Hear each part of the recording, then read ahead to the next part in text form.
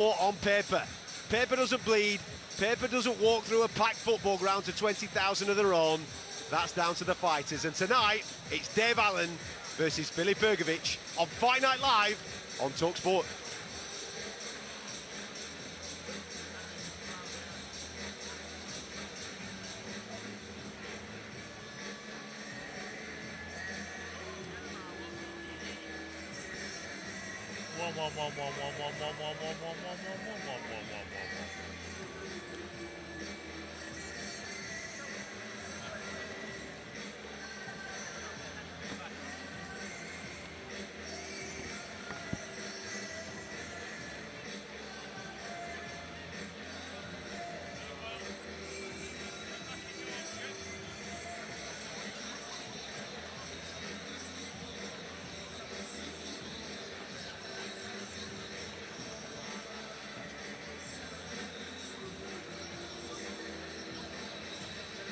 Welcome to Doncaster and the Eco Power Arena in their teeming down South Yorkshire rain. I'm Adam Catterall, and it's a pleasure as always to be in your company. We are live across the talkSPORT network, including the talkSPORT Boxing YouTube channel, so you can come and watch along and laugh hysterically whilst you're in the comfort of your living room or wherever you are at us four sat ringside, ready for this heavyweight showdown tonight, where Dave Allen walks out in front of his home crowd to take on one of the very best heavyweights on the planet in Filip Hrgovic. Alongside myself tonight, heavyweight Fraser Clark, we've got Spencer Oliver and John Rowling. And right now, we're all nice and dry, but I've no doubt as this night does progress, you're going to see some very damp figures broadcasting for you this evening, but not damp spirits, because we are going to get stuck into some serious fights for you. As well as that, we've also got a fantastic British title fight to get stuck into. Fraser, let's bring you in here, mate. Come on, when you agreed to work with us tonight on the old talkSPORT broadcast and you thought, yeah, let's get to a stadium, let's get stuck into some heavyweight boxing, I bet you didn't picture this, did you? I absolutely didn't, but like you said, we're not going to dampen our spirits. I think we've got some great fights ahead of us, and I'm looking forward to it. Mr. Oliver, how many different arenas have we been in, bringing the lovely people at talkSPORT, all these fantastic fights from around the world? They've sent us to Vegas, they've sent us to Riyadh. Tonight we're in Doncaster, my friend, and it's absolutely bucketing it down. Yeah, it certainly is, isn't it? It's like deja vu, isn't it? When we was back in Ipswich not so long ago. Yeah. Fabio Wardley versus Justice Hooney. The rain was pelting down. The commentary still come out. Ball pelt in full action, and we will be tonight as well. Yep, it is not very good here this evening as we speak, but we are hopeful it may brighten up a little bit just a bit later. Now, one man that feels absolutely at home in this type of weather is our very own Yorkshireman himself, Mr. John Rowling. I mean, this is a summer's day to you, my friend, isn't it? This is shirt and t-shirt weather. I actually sent a message through at the beginning of the week because I saw the long-range weather forecast, and I said, for God's sake, get some layers on, because you're going to need them. It's probably going to feel about 10 degrees colder than it actually is, and it's hosing it down. The one good thing, though, is that it's not blowing, so the actual ring surface itself is not getting too wet, and that means that as things stand, I think we're going to get through the evening. Listen, the A team are in place, don't you worry. We'll keep this rolling for you this evening, and we're heading towards that main event of Dave Allen versus Filip Hrgovic. Listen, the big question is, boys, most people who have been paying attention to this fight this week, they look at it on paper and they see a quite heavy favourite here, Fraser. Can Dave Allen pull this off? It is billed as Dave versus Goliath, and I don't think that is a wrong moniker for this type of fight. Well, everything we know says that he can't do it, don't it? But, you know, I watched Zach Chadley last week, and I thought I'd give him no chance. So, you know, if anything has swayed me, it's the Zach Chadley fight last week. And Dave's telling us how good he is, how good he's feeling, but there's no doubt about it. He has an uphill task tonight, but it's the heavyweight division again. It takes one shot. It's going to have to be a shot from the gods. But in front of his own fans, I do feel like he'll be inspired more than ever. Is that the tactic tonight, Fraser? If you were approaching this evening, is that the tactic? I mean, you're a very different fighter to Dave Allen, of course, with your Olympic pedigree, mate, so therefore you probably get behind your boxing. But from a Dave point of view, how does he approach this? How does he approach this fight with an Olympic medalist in Filip Hrgovic? I think he uses everything that we've got here, and I mean that in every sense of it. The rain. Filip Hrgovic he's not used to being in Donny for one. And then the rain, the atmosphere. I hope Dave Allen uses all of that on his side and takes Filip Hrgovic into deep water. By doing that, he might have to take a few shots along the way, and we know he's tough. Yeah. But if he can ride a few of them shots and make Hrgovic work at a good work rate and maybe get blowing towards the end, if Dave's as fit as his talent as he is, and he can come on strong at the end, maybe he's got a chance. What's his demeanour been like this week, Spence? Obviously, you've been around him, mate. Yeah, I have. You know, Dave's very smart, and I think he's been playing it very smart this week as well, saying, look, this is my big opportunity. This is my crowning moment. Doncaster Stadium, a dream of mine. Started boxing 18 years ago. Never really been that committed to boxing, actually. Never really dedicated myself to it as much as I should have in the past. And you talk about the losses to Fraser Clark and Luis Ortiz and Tony Yoka and Dillian White. Yeah, I was 50% of what I should have been there. I should have tried hard. You missed one. You missed one. He sat next to you. I said Fraser Clark. Oh, sorry. Oh, yeah, I threw him in there, mate. My ears. He went first, mate. He's sitting next to me. I threw him in first. Yeah, but you know, he's always played himself down, and that gives him a little room then for where people are saying, well, if he trains a little bit harder, he could do something, Dave, because he has got talent. I think he's lacking in self-belief, and that's been a big problem of his. But what I have found this week is that he sees this as his huge opportunity. He said he's trained harder than ever. Jamie Moore said, you know, he's been working like a horse, you know, in the gym. He's really put everything into this because he doesn't want to embarrass himself in front of 10,000 plus strong fans in his hometown of Doncaster. So we know he's got technical ability. We know that he's good on the inside. We know he can whack a little bit, and he's got to try and drag Filip into later waters. And I think that cuts could play a big part of it, and a big part of him getting victory. But when you weigh it up, boys, and you look at it and you look at the levels and the pedigree, and, you know, I think our hearts are speaking a lot with Dave Allen in this one. Yeah. If you're looking at it in a percentage, if I was going percentage terms, I would say, look, he's probably got a 10% chance of winning this fight. OK, with that then in mind, John, last thing we want are brave referees and brave corners in this particular instance, don't we? You know what I mean?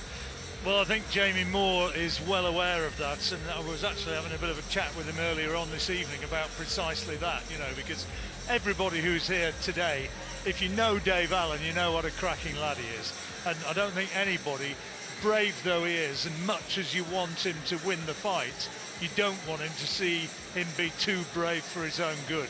And I think Jamie's well aware of that. And if after 5-6 rounds or whatever it may be, if he's getting a hiding, I think that corner is going to be strong enough to get Dave out of there rather than see him get a sustained beating.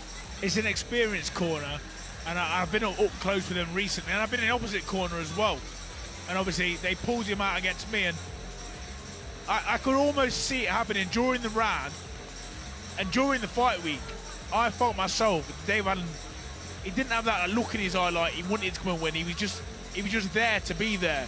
It's a very different look this week, but saying that, like we just said, I do think that's been my prediction, that if it gets really tough after 5 or 6 and he's got no chance, that the chance of that one shot goes out the window, I think the corner could end up doing the right thing. What's the mentality of the Olympian coming into a contest like this?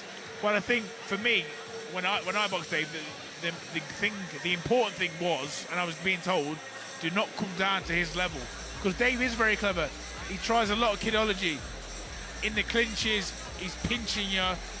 He's trying to he pushes you down, he hits you low. You have to sort of forget about that and stick to your plan. If 100% Filip Hrgovic comes out, he wins this fight. But if he comes in anything less than that, you give Dave a chance, because I will tell you one thing about Dave Allen. In that clinch, the White Rhino is the perfect name. He's as strong as anyone I've been with. In the clinch, and he does these little clubbing blows. They might not be legal, but he gets away with them because the referee can't catch everything. And I'm telling you now, a few of them on the side of the head, you feel them. Have you caught up with Filip Hrgovic this week? I mean, he seems quite cool, calm and collected. He seems like he's got it all together, and he's prepared for what's coming tonight. Absolutely, he knows he's got ahead of him, you know, tonight, and he's experienced enough. You know, he's an Olympic bronze medalist. He's been around the game a long, long time. Beat the likes of Zhele Zhang. You know, he's boxed at that sort of level. He recognises his WBO #2, Ring Magazine #5. He can't drop the ball here. And it's easy to do that when you're fighting a lesser opponent, let's say. Dave Allen's not competed at that level, and when he has boxed at that level, with all the guys I've mentioned, he's fallen short. Filip knows that he's one fight away from a huge fight, possibly a world title fight if those world titles fragment. We don't know what's happening with Alexander Usyk and the rest of the belts, but we know what's happening next week. But after that, we don't know what exactly is going to happen. So he's focused enough, and he seems focused enough this week to go, I need to go in there, do a job, establish the jab, drill that right hand through the middle, and to keep on that winning run, because he knows he's a stone throw away here from winning a world title or boxing for a world title at least, so he can't drop the ball here. Yeah, he's focused. We'll be getting stuck into that main event a little bit more as we progress, and don't forget, a little bit later on, around about 9 o'clock, we're going to be crossing over to talkSPORT, away from talkSPORT 2. We're on the talkSPORT Boxing YouTube channel, so if you want to come and join us for the watch-along, we've got several other fights that we're going to be bringing you. John Rowland's just going to be keeping his eye on the fight that's about to take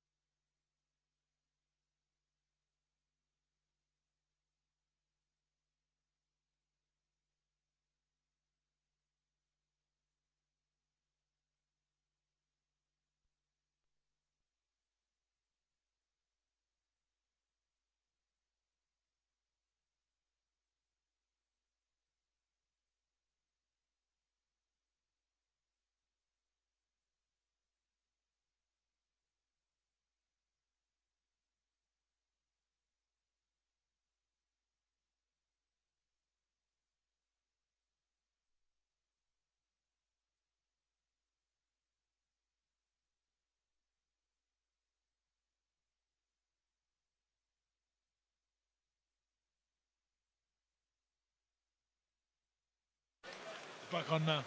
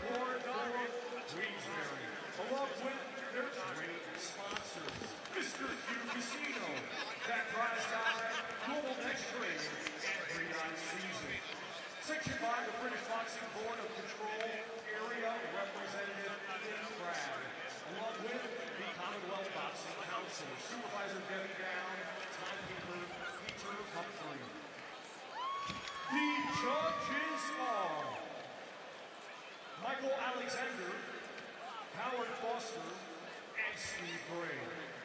Our referee in charge will be Ron Kearney. Introducing first the challenger. Fighting out of the red corner, he comes to the ring wearing gray with black and weighing in officially at 134.9 pounds. Coming to us from Ladbroke Grove, London, England, he brings a professional record of 12 wins, no defeats, 3 of his 12 wins come by way of knockout. Ladies and gentlemen, please welcome the undefeated former Southern Area Champion, Ahmed Hadid Hatim!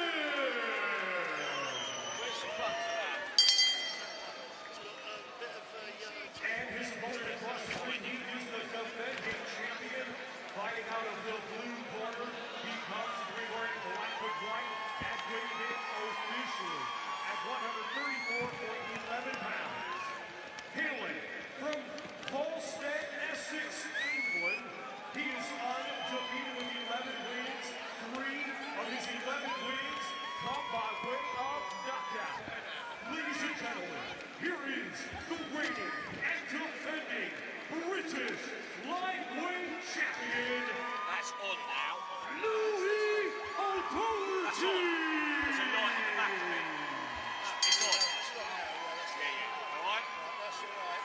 Right, what I'm going to do is I'm going to tie them up underneath the table so they don't go into the wet, yeah? All right, try and boot up. At least we can solve them to that.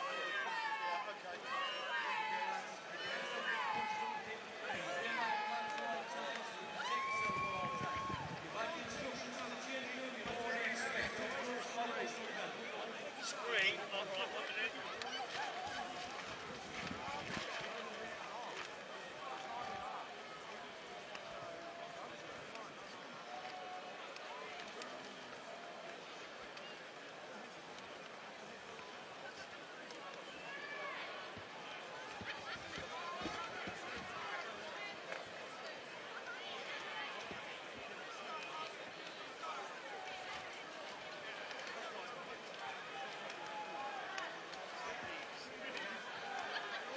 Seconds out, round 1.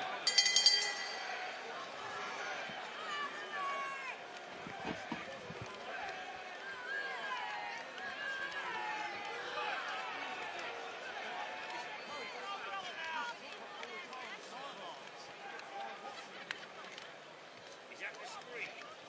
I think this is the screen here.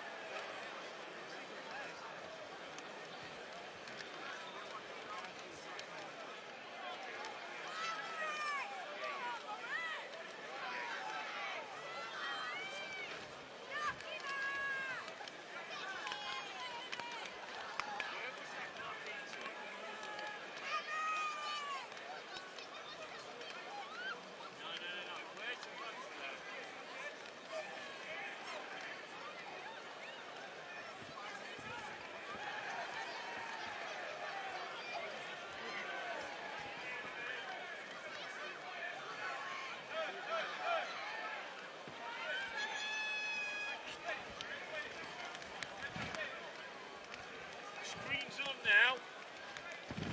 The screen's on.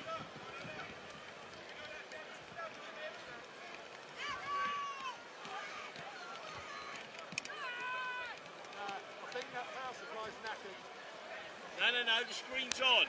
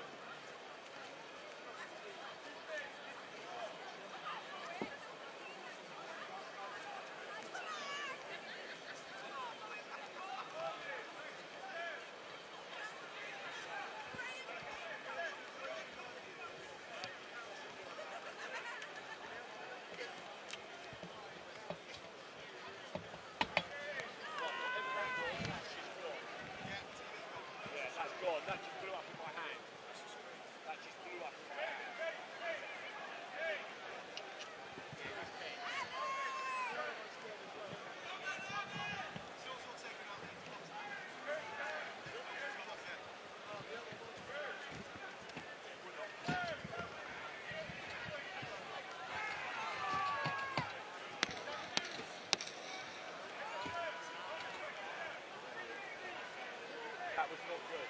It literally blew up in my hand.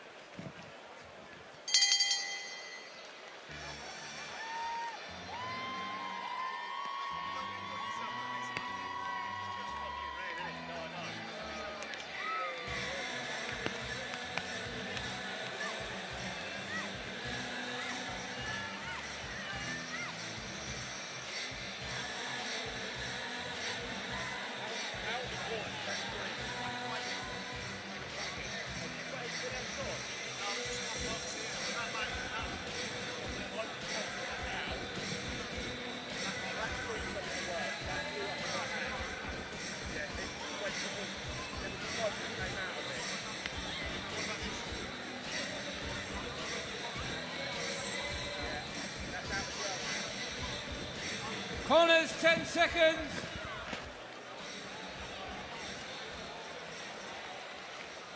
Seconds out, round 2. Where's the power supply for that? Hang on, let me take it out. You can run it backwards. Yeah. It's that one, yeah.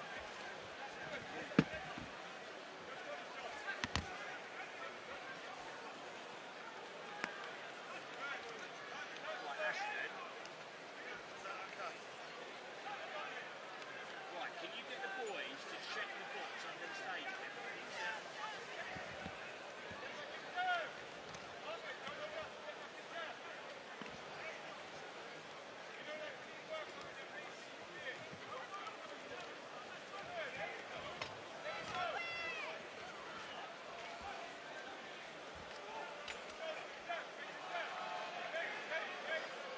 Fraser, is that on?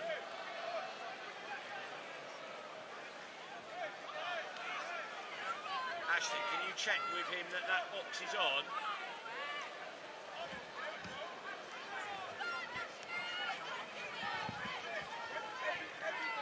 Hold on a minute.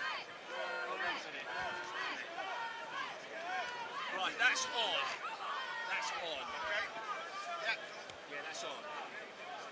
Right, leave it. I think we've got that box on.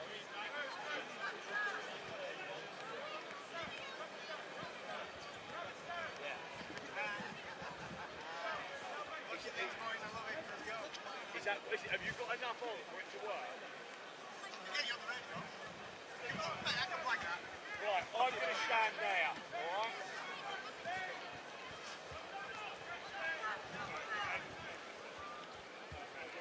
Get me on the fucking radio, let's go.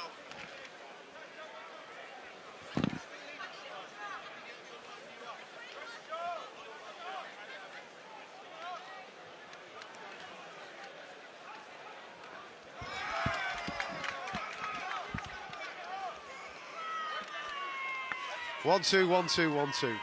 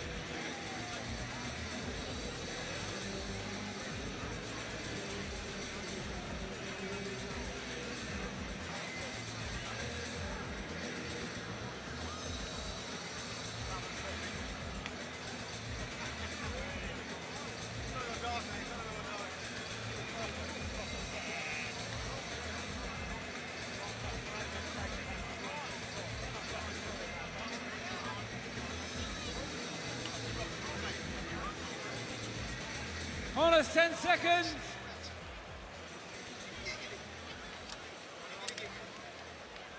seconds out, round 3.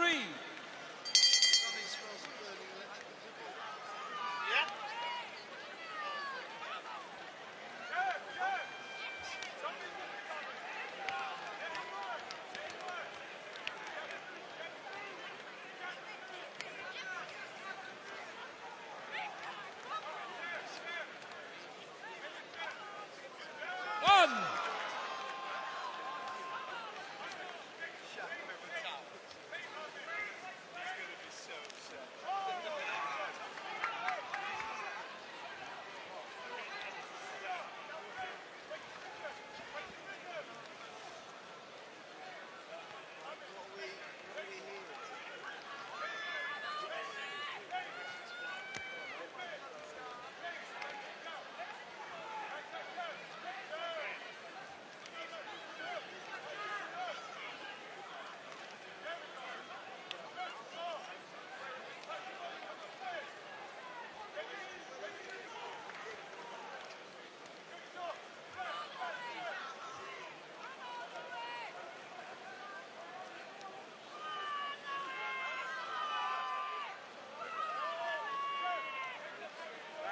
That needs to be plugged in.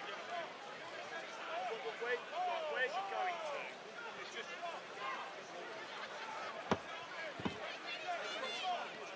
Where's it going to? No. What unit is it plugged into? That.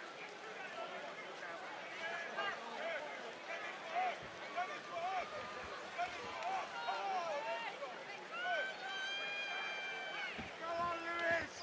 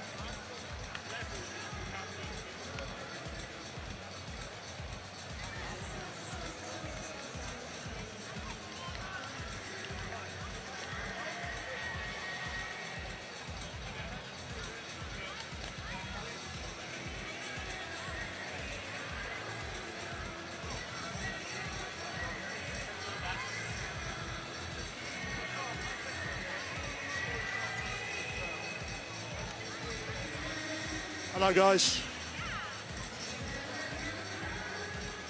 1, 2, 3, 4. Speak on a Comrex 11. Sorry, say again. Corners 10 seconds. Hello. Hello, Matt Forden from talkSPORT. Seconds out, round 4. Hello. Hello there. You got me.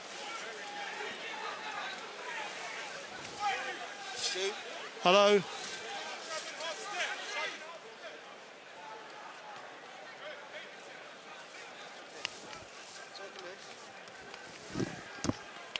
Yes. I've got you. Rock and roll, man.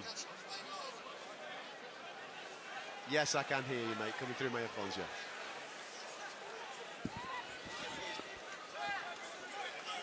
No, Give good. it a minute, check it's stable, okay. Just let Adam Reed sort it all out, mate, and then we'll be back straight on Right, to you. Give us about 2 minutes. Okay, we just want to check it's stable for a bit, okay, and everything's working, okay. Okay, fine, we'll stick with that for now. I'm just going to do a few checks with Ed. Okay, if you can just keep an ear across us.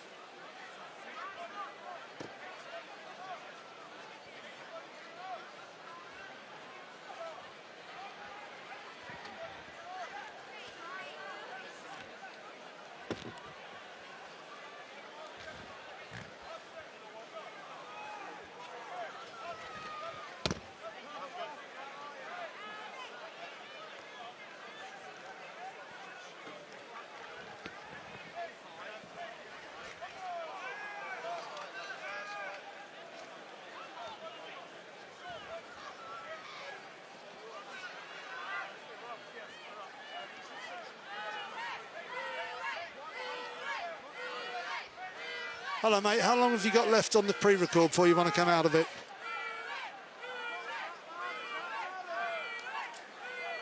Okay.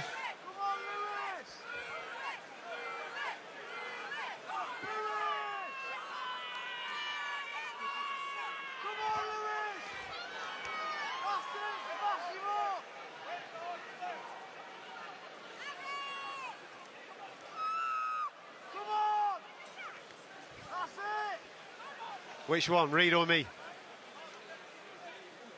Yeah, go on. 1, 2, 3, 4, 5, 6, 7, 8, 9, 10.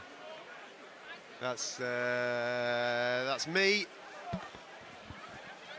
I think this one's Spencer. 1, 2, 3, 4, 5, 6, 7, 8, 9, 10. This one might be Fraser.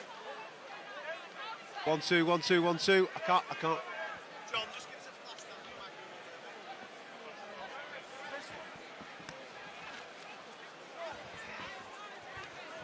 John Rowland's just going to give it a quick blast now. 1, 2, 1, 2, 3, 4, 5, 6, 7, 8, 9, 10. Yes, I can.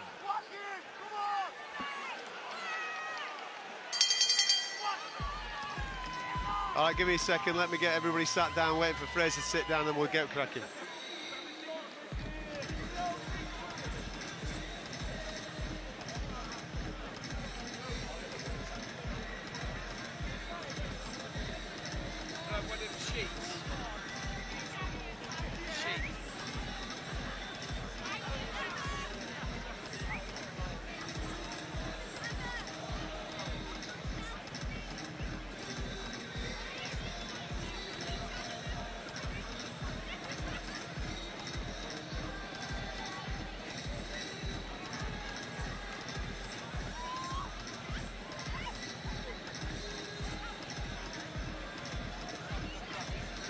Corners, 10 seconds.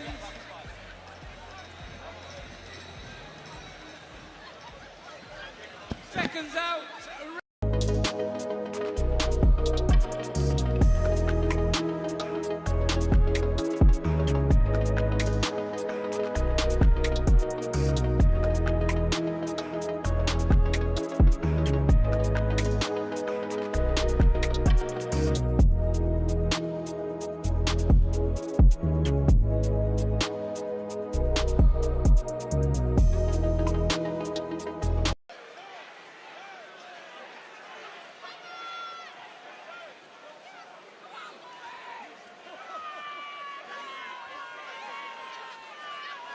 You tell me when.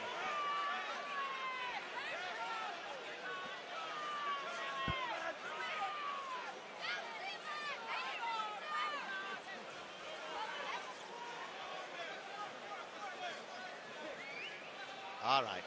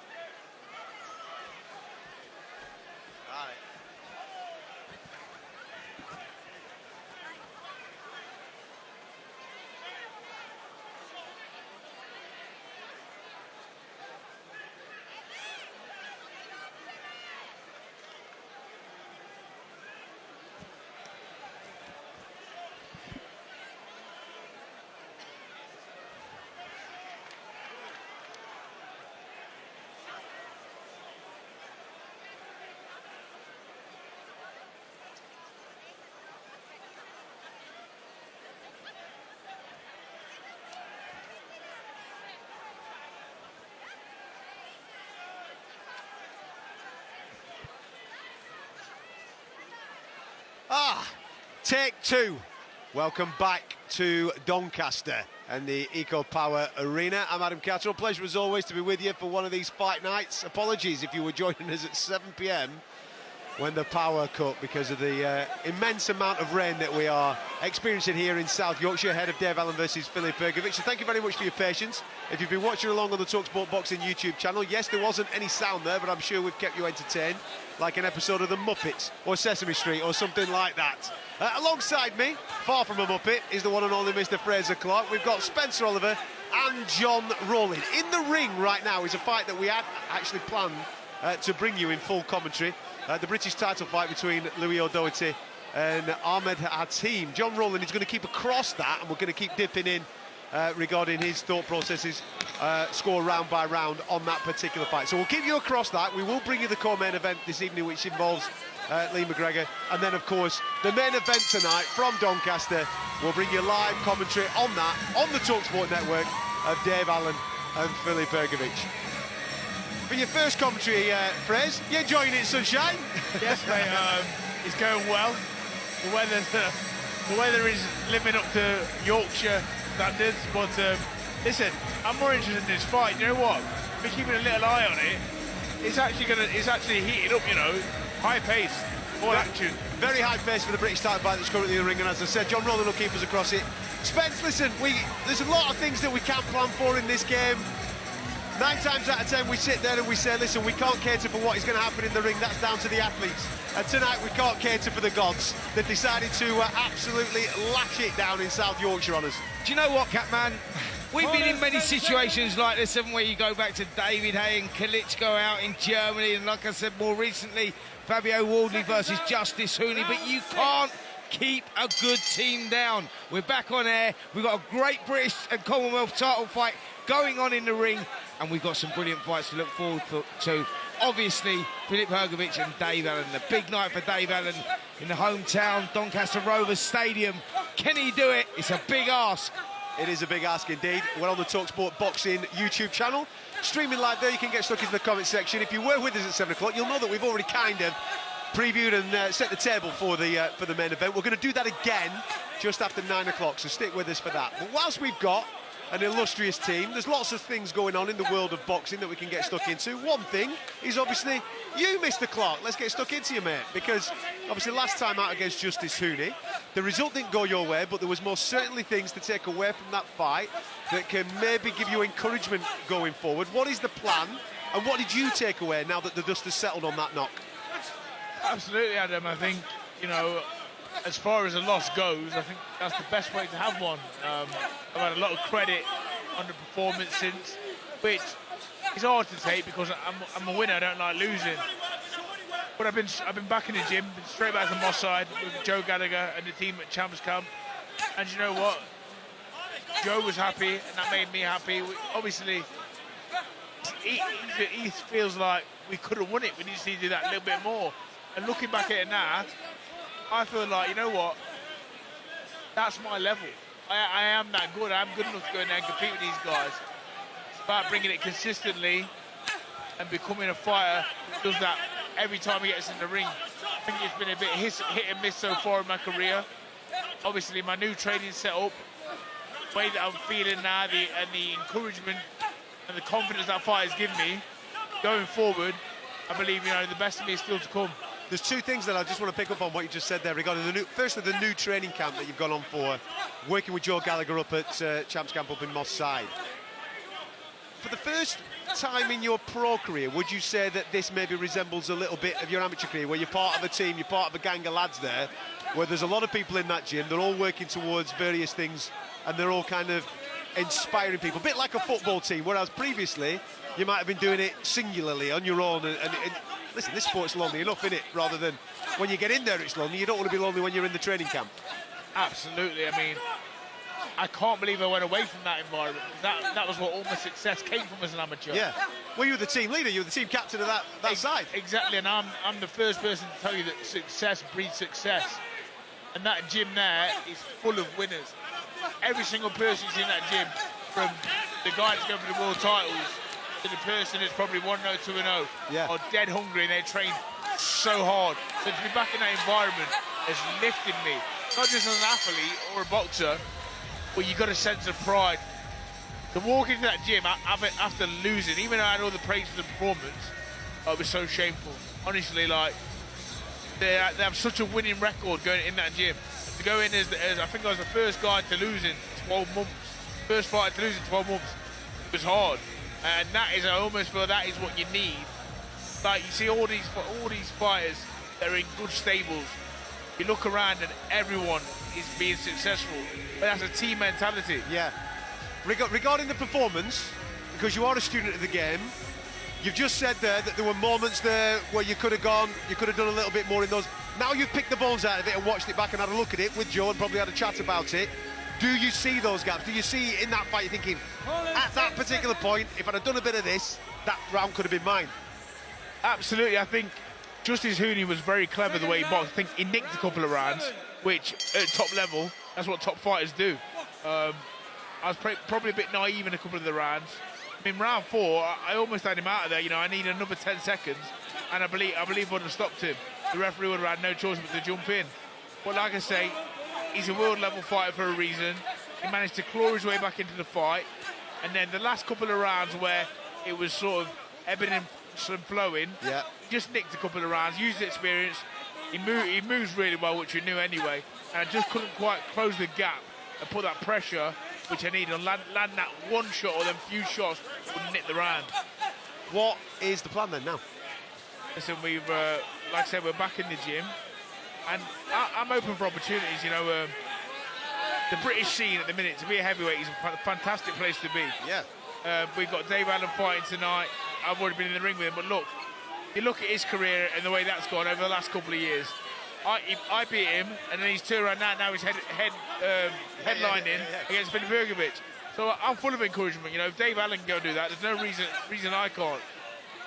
It's opportunity. You know, I'm still with Boxer and Ben Shalom and these guys, and obviously there's going to be a few conversations to have because the All-British dust-ups is what we won. And ultimately, you want to pick up some titles along the way. So listen, my phone is on all the time.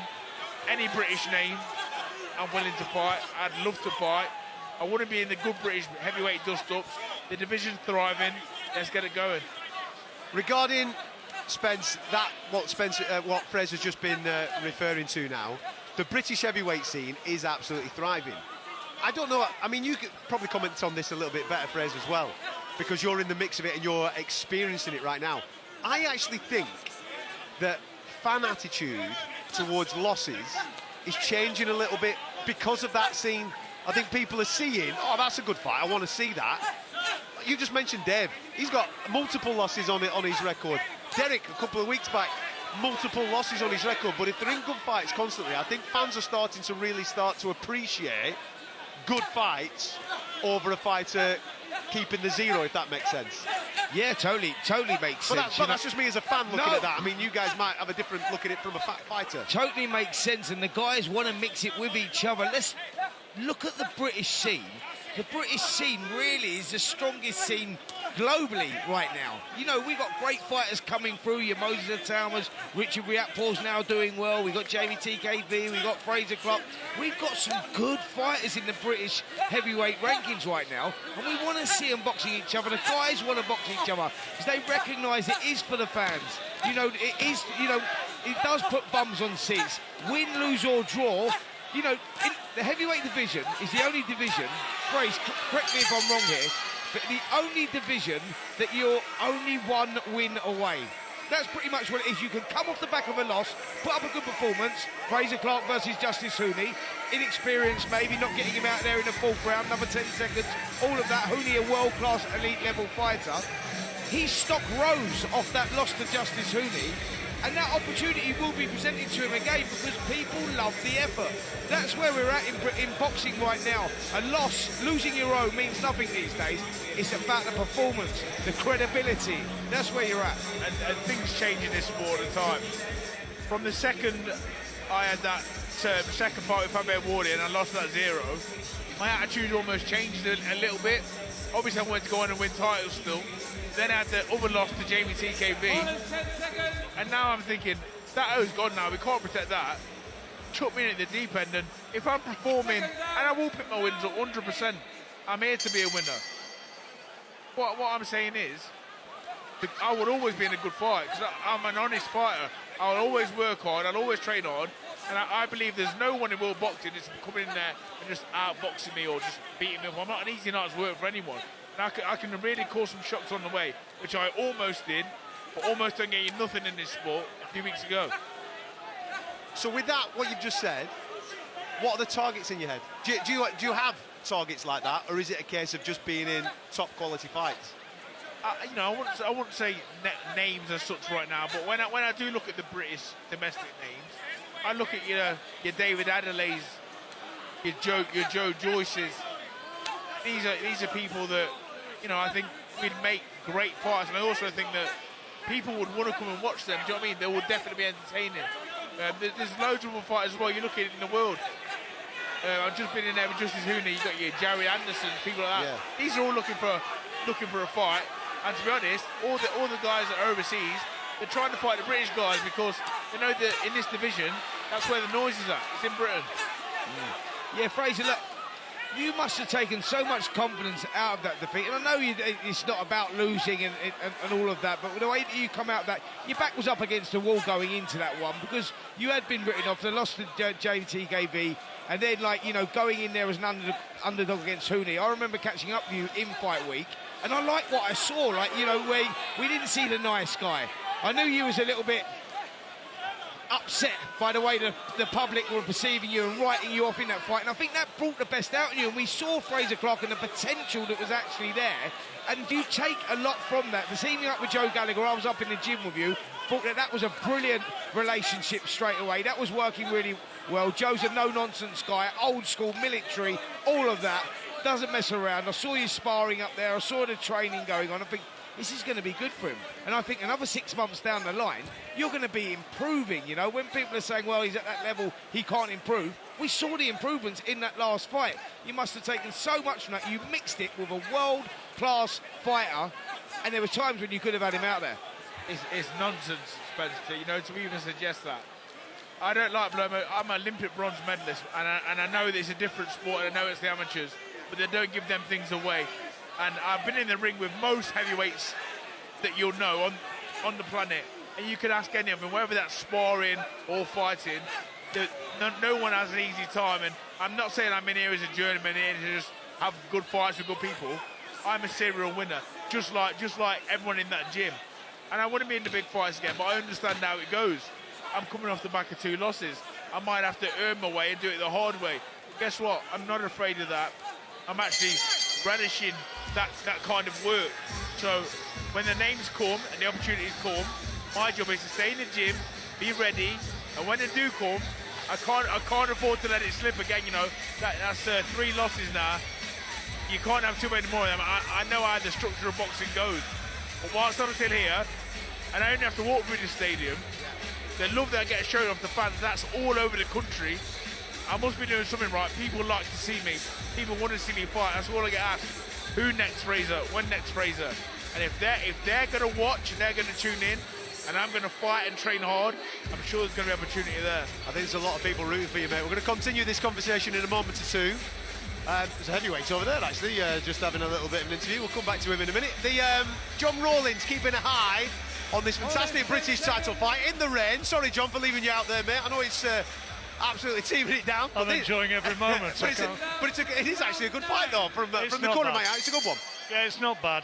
We've got Louis O'Doherty defending his British Commonwealth, British lightweight title, also going for the vacant Commonwealth title up against Ahmed Hatim, who's based in London, Ladbroke Grove, born in the Sudan, came over here when he was 5 years old. Louis O'Doherty from Halstead in Essex, by 4 years the younger man, 25 years old. And for the most part in this fight, and we're into the 9th round now, O'Doherty has looked slightly the better schooled, and he's landed the more telling, accurate punches. Hatim is being urged by his corner to bite down on his gun shield, throw more leather and battle his way back into this, and signs maybe in the last round that he was just starting to do that. But on my card anyway, O'Doherty has got a clear advantage at this stage, Adam. and he looks as though he's boxing his way towards a points victory to defend his British title and maybe add the Commonwealth title. But there's still time to go. We're only in the 9th round, and you never know, our team might find a way to turn it around, although I suspect that he's not got the one big punch necessary to do it. Top man, John Rowling will keep us across that fight, and of course be calling you through the co-main event before we head on into that main event of Dave Allen and Filip Hrgovic. You're listening to Fight Night Live on talkSPORT with Sky Vegas, all your favourite games all in one place. You've got to be 18 plus, gambleaware.org. Right, gentlemen, I think we need a debrief on last weekend's heavyweight clash between Mr. Wardley and Mr. Dubois. We've heard this week that Fabio is going to obviously activate that rematch clause in the hope of getting back in with Daniel in the not too distant future to be fighting back for that WBO heavyweight title fight. Fraser, you were there last week actually. What did you make of it, mate? We're an absolute slobber knocker of the best. Highest resorts. Barnstormer, and if you're a fan, and that's how I went to that fight as a fan, because I knew what it was going to be. I knew that you've got the ferocious punching of Daniel Dubois, the never go down attitude of Fabio Wardley. It was a concoction to one thing, and that was an absolutely brutal fight, and that's exactly what we got. It became a bit uncomfortable towards the end, I can't lie, and I've seen some brutal fights over the years, but for its viewing and for the entertainment it brought, I thought it was fantastic for the sport. The heavyweight division, again, fantastic for that. And I think both lads can take my hat off to them because it was fantastic. Listen, both lads come out with an amazing amount of credit, but from Daniel's point of view, he obviously wins, and he wins with a really positive narrative off the back of it, because he's a lad that was on the seat of his pants on 2 occasions in that particular fight, and he's been accused in the past of maybe checking out at key moments. I think he's kind of washed that a little bit away, hasn't he? Getting off the seat of his pants twice, to come back, keep going into the fight against Fabio, and to deliver the performance that he ended up delivering to get the victory. Absolutely. I think one of the things I took away from Daniel Dubois' performance was the maturity. You know, I think over time, we often forget with Daniel Dubois his age. Yeah. You know, I think he's been in that many big fights already, we sometimes forget.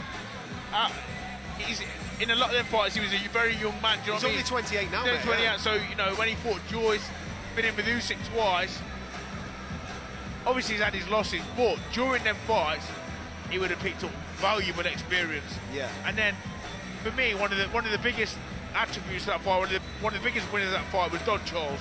I think everything he did last week was fantastic, you know, and I really think, especially at the point where Daniel Dubois sits on his arse, then he gets up, he looks at the corner, and then we find out after the fight that was almost trained for, it was planned. I thought it was a fantastic bit of training. Yeah, I mean, you know that camp really well, Spence. I know that they're obviously delighted. I know that Don was in with you this week on the Talk Boxing channel.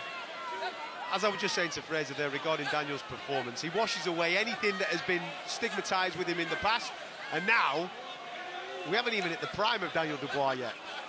Fraser highlighted a very good point. That people forget that Daniel Dubois, who's now a 2-time world heavyweight champion, is 28 years of age. Yeah. I mean, this kid is maturing all the time, improving still all the time. He turned pro at a very young age. The losses to Joe Joyce, he was very young. He had the broken eye socket there, effectively saved his own career. Took a lot of criticism for that. I mean, what the people want, if he would have continued, his career would have been over. His eye socket was smashed in.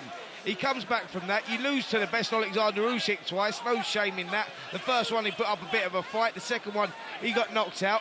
And he takes that fight off the back of the Usyk loss, right? Now, we got to talk about, I can bring Fraser in on this one, you know, the psychological damage that can be lost when you have a defeat like that. You know, about the rebuild process. Not a lot of fighters like to jump straight back on the horse, go straight back in there. Daniel Dubois done that against a very strong, formidable opponent coming off a great win over Joseph Parker. He would have elevated him to another level. You have to respect that, and the performance off the back of that, knowing what he's going into there, you know, the psychological side of things, Fraser, that you can talk about as a current fighter, that has to be respected. 100%, and I think the frightening thing is, I think Daniel Dubois actually better than he boxed last week. I think he will get better again, because obviously he's coming off the Usyk defeat. there was a bit of low confidence, and I think in that first couple of rounds, it took him a bit of time to build into the fight. But once he got that, and he started expressing himself, it was really going to be a difficult night for Fabio Wardley. And like I said, I do think Daniel is a fighter that he has he's very inside himself. And once he starts to express himself and his hands start going, he gets a little bit of confidence, and then comes back to the corner, he gets a little bit of a pat on the back, a little bit of a well done, or he gets a telling off and a little slap around the face. He reacts to the people he respects. Have you sparred him? Have you sparred the Yeah, many rounds. What do you make of him? Very, very, very strong. I've said this many times. I always get the hardest puncher I've ever been in the ring with, David Price, by a country mile. Biggest puncher by a mile. Second to that would be Daniel Dubois. The jab, when he lets it go and he's relaxed, the jab is like a backhand. And I know that gets said quite a lot, but I mean it. It is such a force, and it's sharp. And I think he's underrated as well. His body punching, you might not see it, his body punching is very good. He's a good all-rounder, I'd say. Regarding the attitude of Fabio jumping straight back in, what did you make of that this week, obviously activating that rematch clause? I was surprised, and well, listen, I know everyone since the fight, all we've done is talk about how much of a warrior Fabio is. And I've seen him come out, he put something on Instagram about he will fight any man, and you know what, I commend him. I know the kind of character he is, I commend him. I mean, my instant thought was, is this a bit of a rush decision off emotion? And maybe should he just have a second, mate, give yourself a couple of weeks, recover, then him and the team get together and have a calculated think about what's next. But it's been done, it's been activated, and here we are. And I respect it, but like I said, I think everyone knows he needs to see Fabio Wardley have a good rest and be 100% to go into that fight. Yeah. What do you make of it, Spence? I wasn't actually surprised that Fabio done that. He activated that rematch clause, because that's the sort of character he is. And the reason I wasn't surprised is because I've had chats with Fabio about his boxing career, where he wants to go, how long he wants to be in the game for, and he's talked about not wanting longevity in the career, not wanting that sort of thing, getting in there, doing his stuff and getting back out. So he's in the prime position, right? Because we've got so many good fighters in and around there right now, especially from Britain. You know, you throw even Fraser's name into that hat now off the back of that performance against Justice Hooney. That's the reality of it. He's looking at it going, I can get straight back on the horse here, straight back in there and box for a world title. I've got that punch power. If I can adapt a little bit, do a little bit of changing, I can turn it around. You know, he's done that. Look at the life and death struggle he had with Fraser Clark in the first one. The second fight, he found that shot. He closed the gap a little bit, and the execution was brilliant. Look, Anthony Joshua's done it. Alexander Usyk has done it. Tyson Fury has done it. They've gone straight back in there. What I'm saying is, I would take that opportunity. Yes, he needs to rest, because it was a brutal fight, and he was on the end of a lot of punishment. But if they get the times right, speaking to Don Charles, by the way, who said, look, we're happy to do that, and we do think he wants to do it, but it has to happen before November, December the latest. We need that fight to happen if he wants to activate that, or we've got to move on, because Daniel's ready. Listen, I agree with both of you regarding the rest. I mean, a fight like that does take a little bit of time off your career, doesn't it? And I think everybody will look at that last weekend and they will fully empathise with Fabio. Take as much time as you can. But you're right, obviously it can't hold Daniel's career up as well. So therefore, November, December, I think is a period of time which you look at it. I look at Fabio, and maybe I'm wrong with this, and again, I'd like your insight on it. I look at Fabio very different to the way that I look at everybody else in the heavyweight division, because of where he's come from and what he's achieved so far. Everything's a bonus right now, you know what I mean? He's cracked the game, man. He's Rocky Balboa, the living daylights out of this thing. So everything's a bonus. So I think coming back down to get a tune-up, get the confidence, I don't think that works for him in his story, if I'm honest. I think it's just like, nah, man, I'm here for a good time. Let's see. Let's just go again. And if it doesn't work out, then you can have a look at something else. But for now, everything he does, everything he achieves, he's far beyond anybody would have given him the credit for in the first place. I agree. No, on second thoughts, thinking about it, I'm probably just thinking about Fabio. From a human point of view? From a human point Yeah, of I view, get it. and the fact that I know he's got a little daughter. Yeah, and I get it. And I spoke to him a few times, and you know, even though we've had our fights, I've got so much respect for that man, because there's kids like me up and down the country at all weights that have been in ABA championships, international tournaments for years. Yeah. And not envy's not the wrong word, but we look at Fabio and we think, how's he done that? how have you done that, mate? That's the truth of the matter, you know. And it's not a jealousy thing, because I take my half and say, you know what? It's an admiration thing, isn't it? It's admiration, mate, because what he's done is alien, and I'll be honest, I don't ever think we'll see it done again. I really don't. I agree with you, especially in the heavyweight division, mate. No, I agree with you. exactly. Listen, I want to come off the back of that, because Fraser's absolutely right in what he says. Now, I've been around a lot longer even than Fraser, and I can't remember a Rocky story. Yeah, we've had some amazing stories in the past where you get fighters that you never thought would reach any sort of heights, go on and achieve certain things. But that kid's story, where he come from, how he got there, and what he's achieved since then, is insane, mate. And then, you know, and I think that's why his mindset is the way that it is. He's saying, look, I want to go in there, give me that world title shot again, give me another crack. And if it don't work, then, you know what I mean, I don't think he'll play around at that British Commonwealth level if that's not it. I think he wants just the big fights now, earn the money, and check out. That's where I sit. And I think we're all forgetting one thing. He can seriously punch. Yeah. So I say this all the time. We can have all the skill in the world in pro boxing. It's not like the amateurs. You can have all the skill in the world, and you might just get caught that one shot. Like, look at Justice Hooney. Yeah. Look at that. So that punch power, that turn-off button, for me in pro boxing is the biggest advantage and the most deadly weapon you can have. And he's got it. And we almost seen it. We could be having a completely different conversation now after last week. But round one, we could be calling him the new coming of Mike Tyson after he put him down. It never quite happened, but whilst he's got that punch power, he's always got a chance. So why not put him back in? I understand, I do get it. And also, anybody writing Fabio Wardley off in that rematch, and I'll say it now, mate, don't know boxing.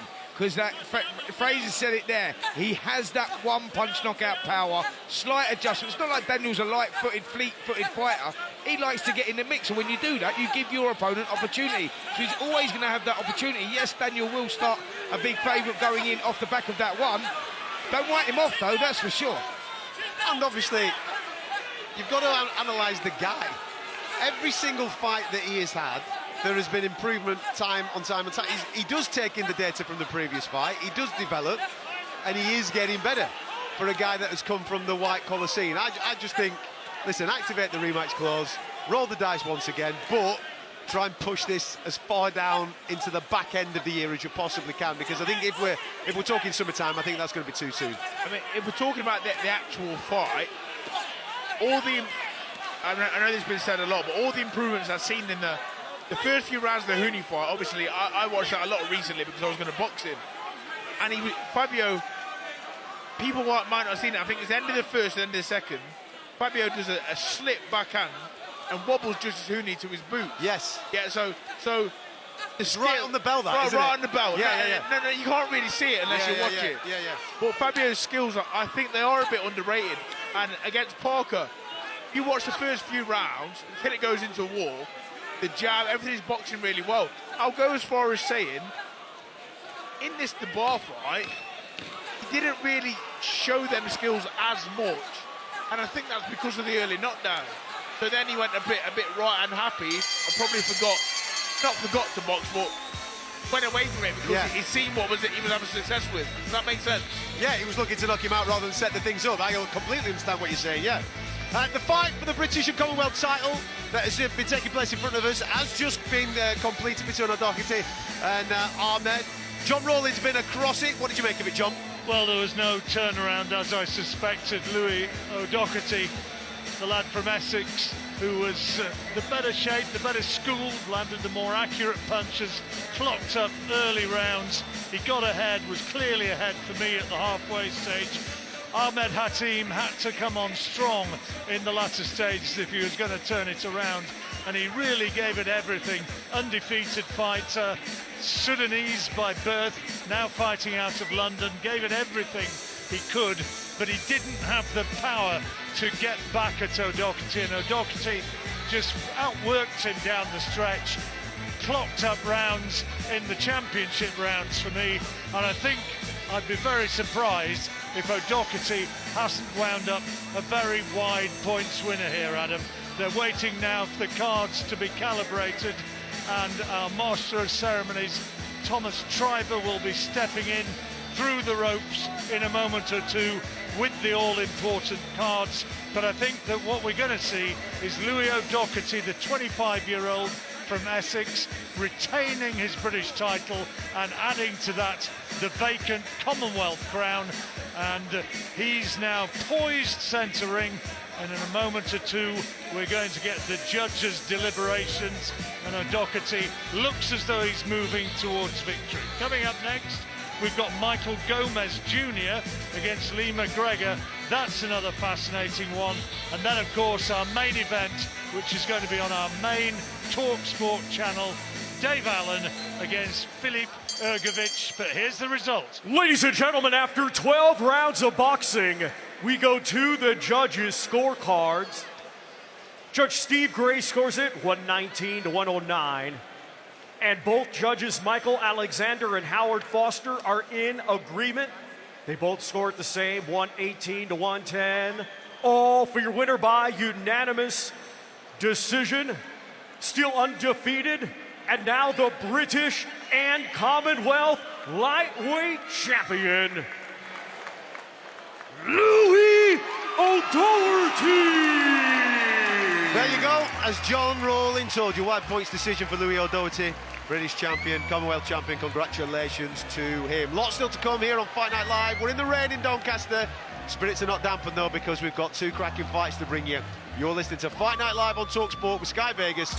It all starts with a spin. You've got to be over 18. Gambleaware.org.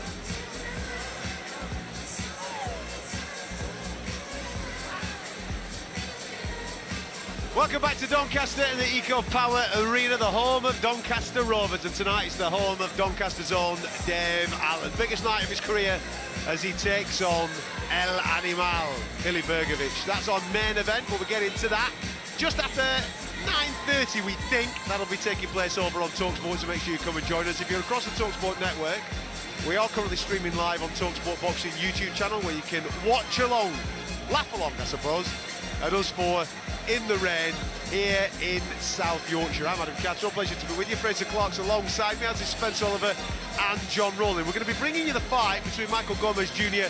and Lee McGregor in a minute. That's going to be in the ring, and then of course the main event will be Dave Allen and Filip Hrgovic. Bookie's favourite obviously tonight is Filip Hrgovic, a heavy favourite this evening. And therefore, on paper, this is a fight that is very, very tough to make a case for Dave Allen to be victorious. You've talked about the equaliser when we were talking about Wardley Dubois a little earlier on. Does Dave Allen have that equaliser, and is that the path to victory tonight against Filip Hrgovic, Fraser? Well, I think outboxing Filip Hrgovic for Dave Allen is out of the question.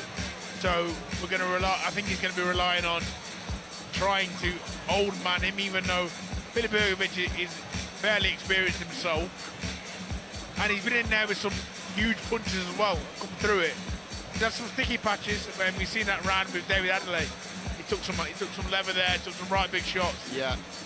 But he got through it, you know, he sort of manages his way, and that is experience. But I would say, yes, Dave needs to land a shot from the gods almost. It's hard, isn't it, on fights like this, because you try to make a case for that shot for the gods, but then you look at the guy that he's actually trying to land it on. Hrgovic has been in with Dubois, and I know that Dubois stopped him, didn't drop him.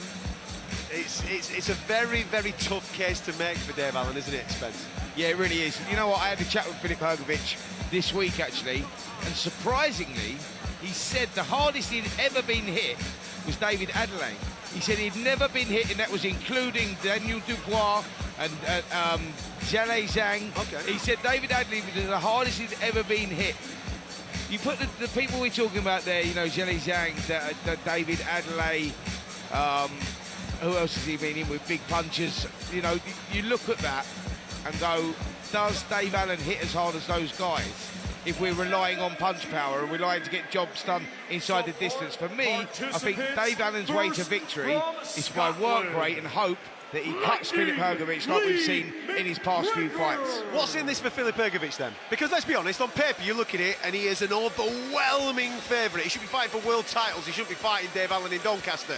I know that John Rowley's looking at me going, pound notes, mate, pound notes. Yeah, I get it. I get this is the prize fighting game. But from a stature point of view, from progression in the heavyweight division, what does he get out of this?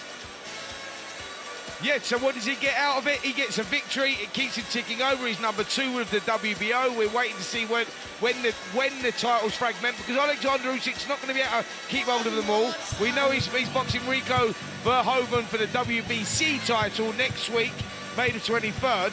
But what's going to happen with all the other titles? They're going to have to fragment. So for him, it's about staying focused, waiting for that opportunity. And when you're waiting for the opportunity, you can't have any little bumps in the road, any hiccups. And so he has to go out there, be professional, and get the job done. Stay focused and treat it like a world title fight. And not just that, I've said it before, I spoke about the British heavyweights. The eyes of the world are on the Brits. Yeah. And it's crazy to say this, but Dave Allen is arguably, at the minute, barring Andy Joshua Tyson Fury, the most popular heavyweight in Britain. So there will be a lot of eyes on this fight tonight. And that is not just the fans, that is the eyes that matter. And Filip Hrgovic wants to impress in front of, I'm sure, Turkey and Sheikh in his fight, all the guys that are making the big fights. And I think he wants them eyes on him. If he can perform, people forget it's Dave Allen. They'll just see Filip Hrgovic doing a massive job on someone. Regarding what we were talking about a moment or two ago with the activation of the rematch clause between Wardley and Dubois, that's obviously the WBO title that's going to be taken care of maybe now. Moses Atama was the number 1 with the WBO, and we all thought that that would be called for the winner of that fight last week. So Moses Atama, Daniel Dubois, we thought might have been a logical scenario. Lots of noise around Moses Atama's next opponent being Filip Hrgovic. Is this a case of tonight, right, let's show everybody what it's all about, make a little bit of a statement to create a bit of hype for a Monster of the Title fight? Catman, I'm glad you brought that conversation up, because there was a certain conversation in the press conference this week on Thursday where that question was thrown to Filip Hrgovic, and he alluded to that, yeah, I need to come through this fight, I need to come through this fight unscathed, and you will see me in the ring against Moses Tauma on August the 8th. And that's if I come through without any marks on me. So he did actually hint at that. So it's going to be interesting to see if he comes through unscathed, and see where that happens. But that is the likelihood. Okay then, how dangerous is that, having one fight in the back of your mind when you've got one to take care of this evening? I think. I'm looking for avenues, Fraser. I'm looking for that. I'll be honest. When I seen that in the week, I thought it's not the idea to have in your head right now. Concentrate on Dave Allen. If you're in a different weight division, again, maybe you get away with it, but not in this division. Because, like you say, big puncher or not, it takes one shot. Fraser was just stopped in his tracks there, because there was a little bit of an altercation in the ring. We've got a fight here between Michael Gomez Jr.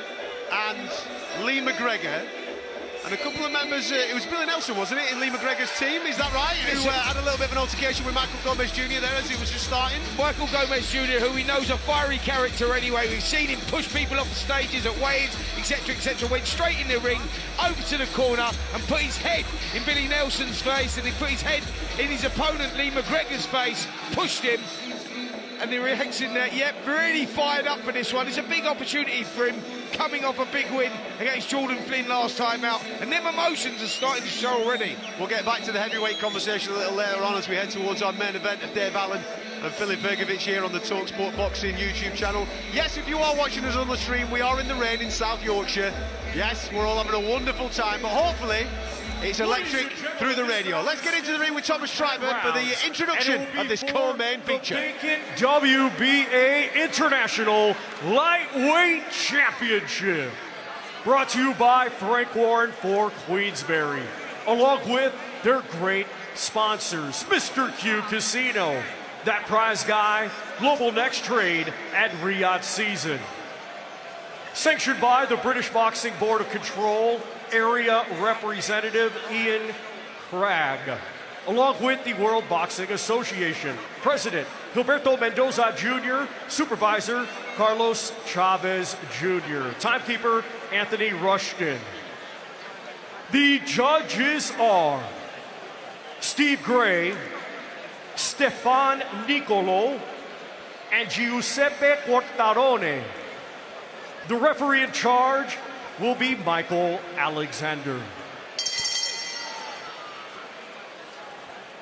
Introducing first, fighting out of the red corner, he comes to the ring wearing white with maroon tartan trunks and weighed in officially at 134.11 pounds. Coming to us from Edinburgh, Scotland, he brings a professional record consisting of 16 wins, 2 defeats, 1 draw. 11 of his 16 wins come by way of knockout. Ladies and gentlemen, please welcome the former British, Commonwealth, and EBU European champion, Lightning Lee McGregor.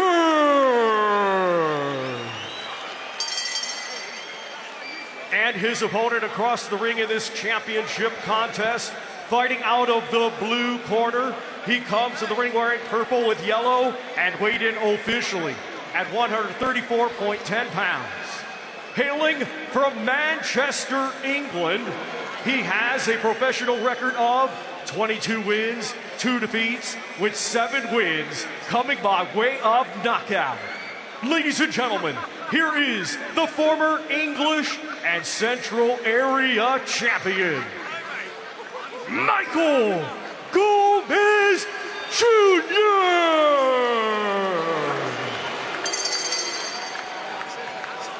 Right, lads, you both know the rules, so let's just have a good, clean fight, okay?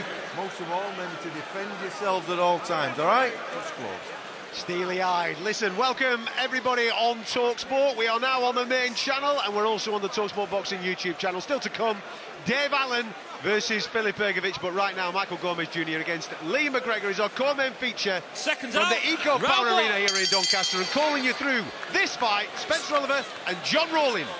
Good evening once again. Yes, Michael Alexander, the referee there, saying let's keep it good, let's keep it clean. Well, I think that might be a little bit of an expectation, which is going to be a touch beyond reality, because Michael Gomez Jr. particularly looks really charged up for this one. And the shenanigans before the introductions, when he went over into the McGregor corner and had a go at Billy Nelson, McGregor's trainer, had a go at McGregor himself, indicated that he's on the cusp of really getting out of control. Yep, he's really fired up, as he always is. He's hot-headed. He started this contest on the front foot, but it's good work from McGregor, but a lovely uppercut on the inside coming from Gomez Jr. as well. Great start, fiery start to this contest. McGregor with plenty of professional pedigree, but is he genuinely a lightweight? This is for the vacant WBA international title, and McGregor has got fast hands, he's got good style, he's a former champion at lighter weights, but is he going to be able to sustain it as the fight unfolds over 10 rounds? I tell you what, Johnny was just hurt with a big left hook to the body there. You just see him bend over a little bit, and Gomez sensed that. He went with a right hook to the body as well. Gomez definitely seems to have the strength. There's a solid look around him, and the pattern of the fight already changed now, with McGregor now boxing on the back foot. Gomez stalking forward, looking for that body. Opening round of this 10-rounder. Chief support to our main event, the heavyweight battle tonight. Allen against Hrgovic, and these two are really going at it, toe-to-toe, right in front of us, here at ringside, here at the Doncaster Rovers Football Stadium, and a tremendous attack coming in from Lee McGregor, who's raining hooks onto the midriff of Michael Gomez, who tries to regroup off the ropes. Referees keeping a very close look at it, and they've still got 50 seconds to go in this opening round. I've not got a punch count on it, but I tell you what, there's an awful lot of leather been landed in there. Yep, no feeling out process. Both guys were fired up when they come in, and they have delivered right from the opening bell here. As Gomez Jr. stalking forward still, but he was under a heavy barrage of punches from Lee McGregor, who was really slamming the left hooks into the body. Now it's Gomez's turn to put McGregor on the ropes, and he's thrown a big left hook in there as well. McGregor seems to be hard there, looking to hold on. Good uppercut in there. It was a right uppercut that did the damage, and McGregor just wanting to buy a few seconds. Only 10 seconds remaining in this opening round, and McGregor has maybe ridden out that little minor storm there, and he's finishing the round in control. He's taken this opening round on my card anyway. Let's hear how Fraser Clark views it, because that was a dramatic opening 3 minutes. What a round. If that's how the fight's going to continue, I think we're in for an absolute cracker. Both exchanging punches. I don't think we've seen a jab in that round. It was all in close, bent arm work, body shots, head shots, uppercuts. You go, I go. Let's see who's the toughest. But a really good opener, and if that's a sign of things to come, I'm excited. There were signs there in those first 3 minutes that, okay, McGregor outworked him, probably landed the more accurate punches and had the more sustained attacks, but there were moments where you saw the power of Gomez. Yeah, I think we can see the natural weight, you know, being the bigger fights, being a bigger man. I know Lee's come up through the weights, and you can tell some of his punches didn't seem to be having the effect that Gomez's punches were having. Well, Gomez, like his father, those with longer memories will remember what a game battler he was, and Michael Gomez Jr. is cut of the same cloth. Yeah, he certainly is, and although Lee McGregor won the round with a barrage of punches, pinning Gomez on the ropes, for me, Gomez Jr. was the one that was more effective. He was the one that hurt McGregor. Can he continue that in round number 2? We will see. It goes 10 rounds if it goes the distance, but that's a big ask on the basis of the ferocity of the punches landed in the opening round.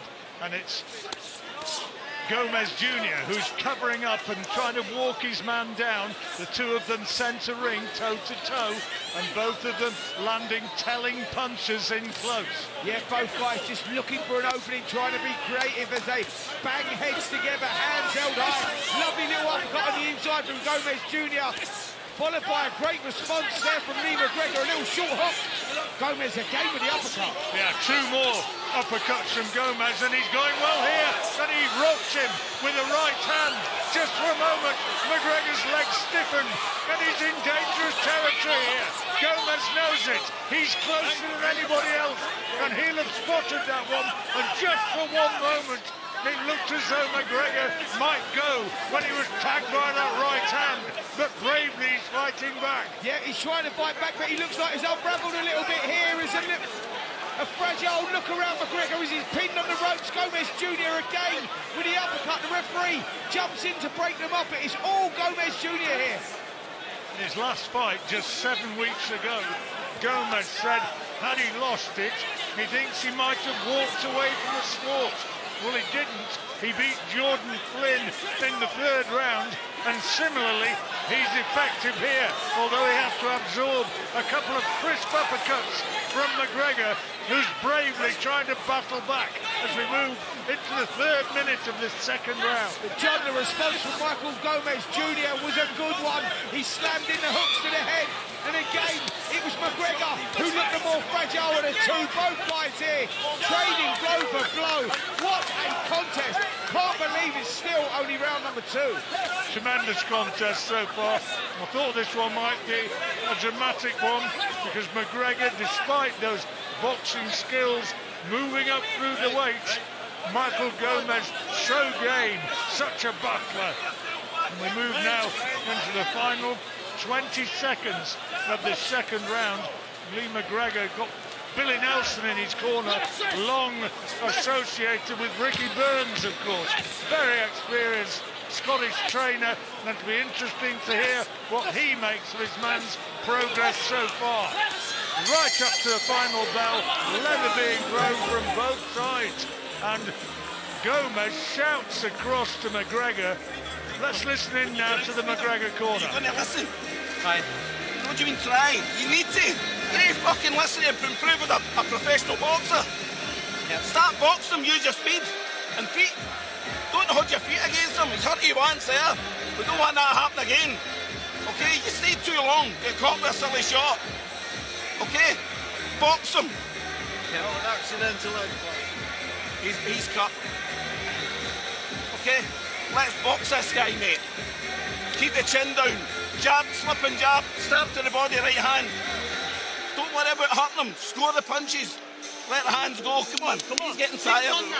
The cuts which he was talking about, you heard the referee's voice there. It's over the right eye of Michael Gomez, and you heard quite emphatically from McGregor's trainer, concentrate on your boxing, because he knows that he got caught midway through that 2nd round. Yes, Billy Nelson, that was good corner work from Billy Nelson, saying, don't get greedy, son, don't sit in the pocket. You're the bantamweight coming up. This is a fully fledged lightweight who's strong, who likes to mix it in the trenches. McGregor's the better boxer of the two. And as we'll start round number 3, Gomez comes out firing again. Yeah, faster hands again from McGregor, but Gomez is planting his feet and trying to really dig in some power shots, particularly to the body. He has the edge, it would seem, in strength and power, but grittily McGregor comes back and lands 2 good left hooks of his own as the two lean on centre ring, left to the body from McGregor, and back comes Gomez. It's that sort of a fight.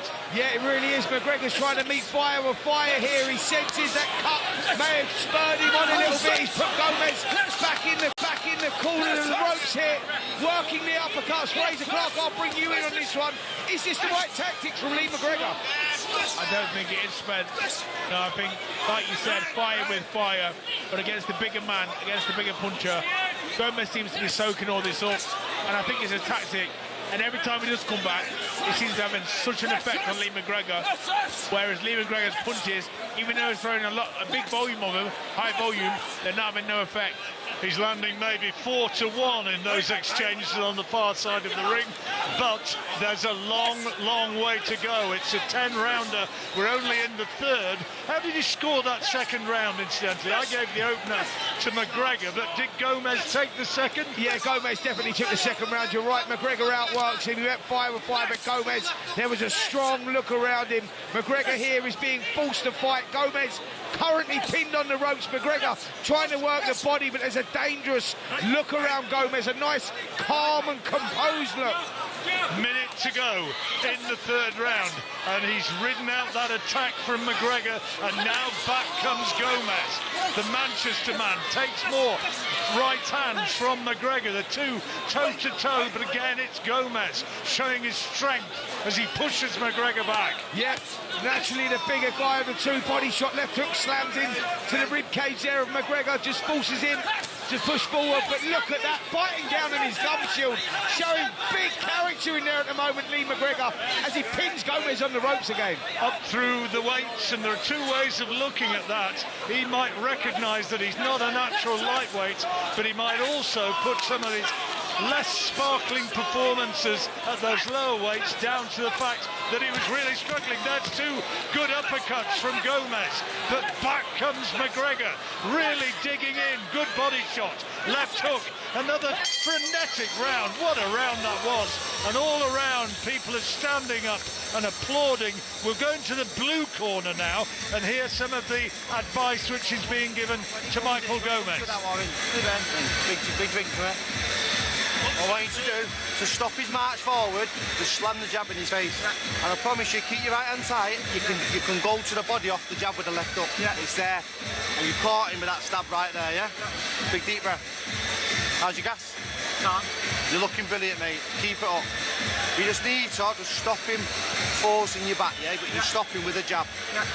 And if he keeps coming, whip that left hook right to the body for me, yeah? He's got to keep plugging away at him, he will go. He's breathing heavy already. Yeah.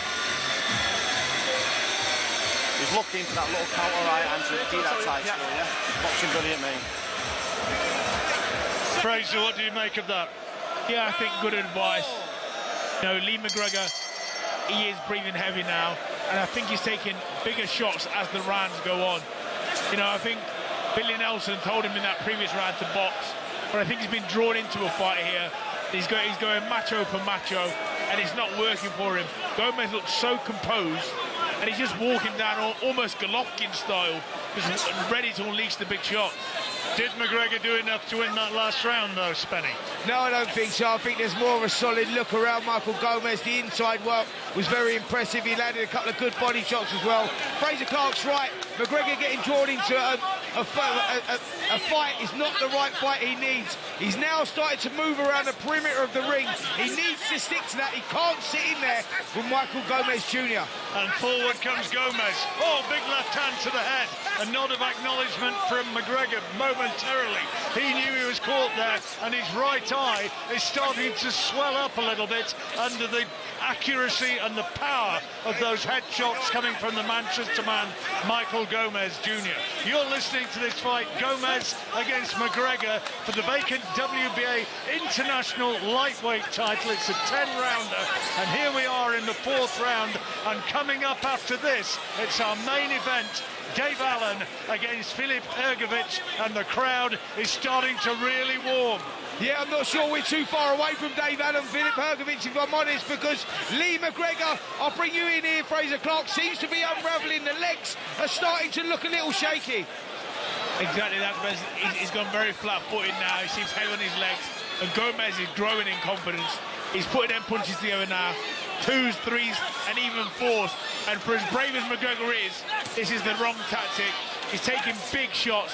I even think Billy Nelson might be even having a little look, because the shots now, body and head, very heavy, and he's physically, you can see from his body language, his whole demeanour, even though he's being brave, he's taking too many big shots for me. Key moments this then for the 29-year-old from Edinburgh, and there's a couple of big shots come in from Gomez, headshots. Referee Michael Alexander has to step between the two fighters with 40 seconds to go in this fourth round. Oh, and he goes down.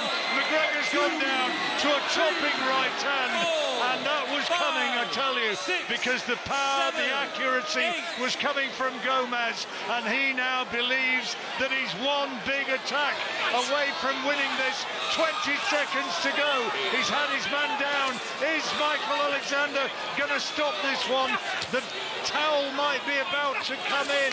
It may be that they're going to pull McGregor out, although he's bravely getting into the fight, landing a couple of hooks in the closing stages. But a big round that was to Michael Gomez, and he now is massively in control. Well, you just got to take a look at this one here. I'm not sure. Billy Nelson needs to have a word with him here. He's in desperate trouble. Let's get into that red corner and see what Billy Nelson's got to say. You're no boxing the way I asked you at all. Okay? I need you to focus. Can you see it in the eye? Come on, son.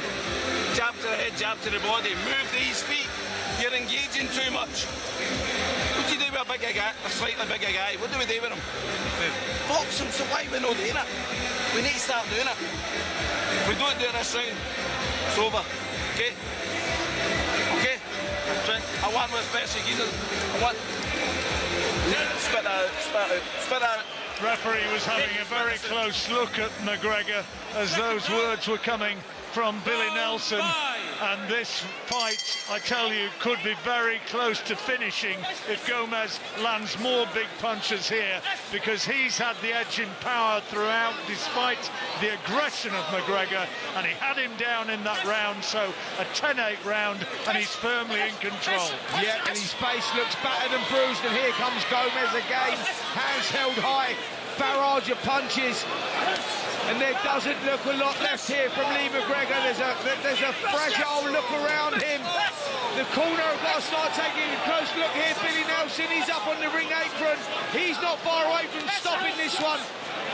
He's having difficulty seeing through that damaged right eye, Lee McGregor. Two more big body shots from Gomez, followed by a right uppercut, and another one right on the button, rocked back the head of McGregor, who's forced back into a neutral corner, and I think the referee might have stopped it. Gum shield came out. The referee was about to step between them, I think, and end the fight, but he's allowing it to continue. The gum shield is being picked up, and he's being taken back to his own corner, and it looks on the far side, Michael Gomez is saying, what's going on?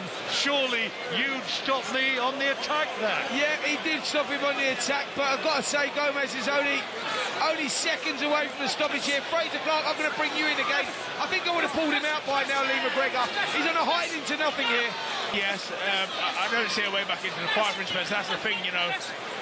He's not following tactics, so he's not going to all of a sudden start outboxing him. He's in there, he's taking a beating at this point.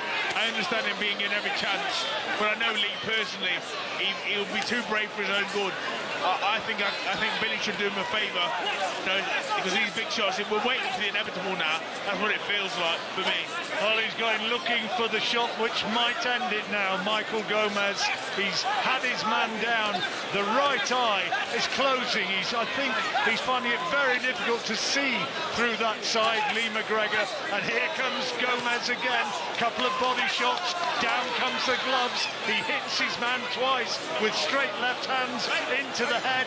And McGregor, if he takes another big right hand, he might be there to be taken. Good shot though from McGregor. Lands a big left hook and another one. But here comes Gomez. 1, 2, 3 headshots. Referee's looking at it, and I think that they ought to be thinking about getting Lee McGregor out of there.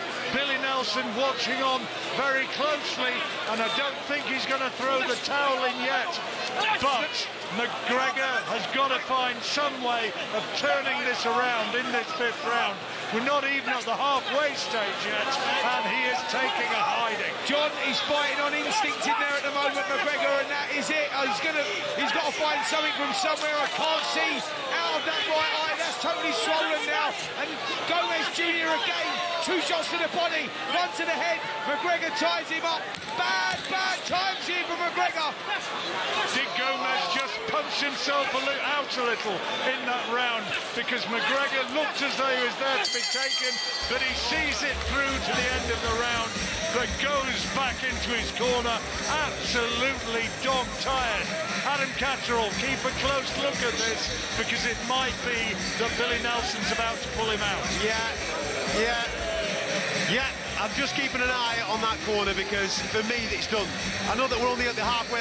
Yeah, I think he's going to call it. I think he is going to call it. Let's get into the corner and find out what he's saying to Lee McGregor. He's going to throw wild. Dip the knee, bring it up. He's starting to get tired, I know, you know. But that doesn't mean you get reckless. Okay, big deep breaths. He's keeping him in the fight, which I can't believe because he took a hell of a beating there, and that right eye phrase is completely shut now. Yeah, you know what? I think before the last 20 seconds of the fight, and that last round, he would have pulled him out. Lee had a quite a good finish at the end of the round, which probably swayed his mind, but for me... But to what effect? How much effect is he having on it? There's no way for him to turn this fight around now for me. He hasn't got the punch power. Well, we go now into the 6th round, and McGregor, even if he won every round from here, without putting his man down, I don't think he can possibly win this fight because Gomez has had him on the canvas, and as the fight unfolds now in the 2nd half, surely the added power of Gomez is going to be decisive. And he's got his man on the ropes now. Big right hand and another one into the head, and I don't think that McGregor could see those punches coming, and he's looking to finish it here, Gomez. McGregor somehow stays upright and keeps coming, but takes 1, 2, 3 more big headshots. Yeah, starting to become very punishing to watch now. I'm looking at it through the gaps of my fingers. This is another entourage, an onslaught here from Gomez Jr. as he pings McGregor on the ropes again, looking for the little shot, just trying to set a trap. The referee needs to take a close look here. McGregor has him on the ropes and rocks back his head yet again with another uppercut and a left hook and a right hook. 1, 2, 3, big shots into the body. Billy Nelson watching on in the McGregor corner, and surely he's going to stop this one. The referee allows the fight to continue, and back comes McGregor, showing almost insane bravery. This is what Fraser Clark predicted he would do. He just digs deep and keeps on coming, and a gum shield's come out. It's the McGregor gum shield, and it's being taken back into his corner, and the referee is having a word, and I suspect that he's very, very close to ending this. John, the right eye is nearly shut now, and the left eye is cut underneath really badly as well. This kid's face is an absolute mess. He tries bravely to come back as Gomez again on the inside whips up 1 uppercut, 2 uppercuts, 3 uppercuts, and McGregor bravely coming back again. Going up 2 weights for Lee McGregor has surely been too much. He's bravely right in the face of Gomez, stopping Gomez, denying Gomez the space to throw counters of his own, and here comes McGregor again. 2 body shots and a headshot, all scoring punches. Right uppercut comes back from Gomez, but he's being outworked incredibly at this stage in this 6th round. Yeah, incredible contest these two are putting on here. Both guys locking horns again. Body shot comes in from Gomez. McGregor coming back. Fraser Clark, where is Lee McGregor finding this from? Where on earth, Fraser, I beg your pardon. I know Lee, he's very tough, but there we go. The towel's in. And again, you know, Lee would have gone all night, but he was safe there. He was taking a heavy beating towards the end, and I'm glad to see that over. It was becoming uncomfortable towards the end there. Well, that didn't come a moment too soon, and a fairly persuasive argument that Billy Nelson could have pulled him out before he actually did. Gomez, bigger hitter, had the tactics right, and he carried the fight where it mattered. Had him down in the first half. McGregor tried again and again to battle back, but he just didn't have the power to match his hand speed. And Gomez, well, it's another good win, isn't it? That's back-to-back good wins for the lad. Yeah, real good win there. Back-to-back Jordan Flynn broke Jordan Flynn's jaw in 3 places on a way to a brilliant victory, and now he's beat the former British, Commonwealth, European bantamweight champion Lee McGregor. Hell of a fighter, and he's done it in emphatic style. And look at him up there in the ring, he's dancing, he's winding the crowd up. Fraser Clark, he's some character, this Michael Gomez Jr. I remember the old man being like that, and this is a chip off the old block. Oh, he knows how to get under your skin, all right. But you know what? Forgetting everything about Lee McGregor, because even though he was brave, I think Michael Gomez Jr. boxed very well then. He put some brilliant combinations together, and tactically, he did spot on as well. He used his size brilliantly, didn't he, mate? He used his brain and he used his size. He beckoned Lee McGregor into his style of fight, and Lee McGregor just couldn't get out of that rut. Fantastic performance from Michael Gomez Jr. Yeah, listen, when you have a win like that, especially on the little streak that he's on right now, celebrate it. It's a tough old sport, this game, and who knows where he goes next. It's going to be an interesting conversation that Lee McGregor has regarding the weight, regarding the size of these guys that he's fighting, but let's get the result. Here is the official time. 2 minutes 37 seconds of round number 6.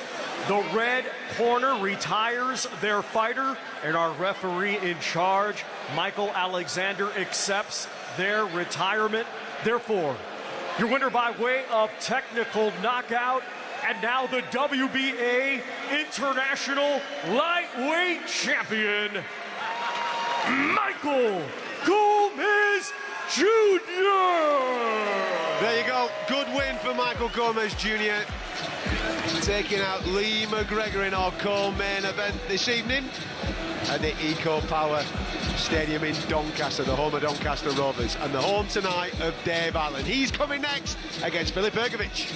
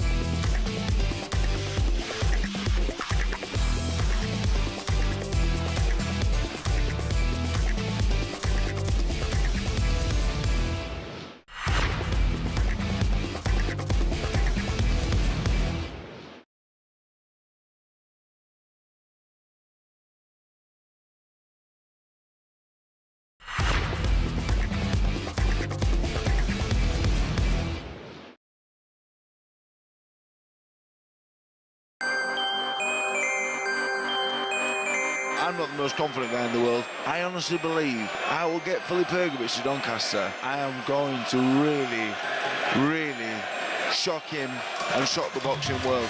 Lights, action. Please welcome the Doncaster De La Hoya, David the White Rhino Ellis.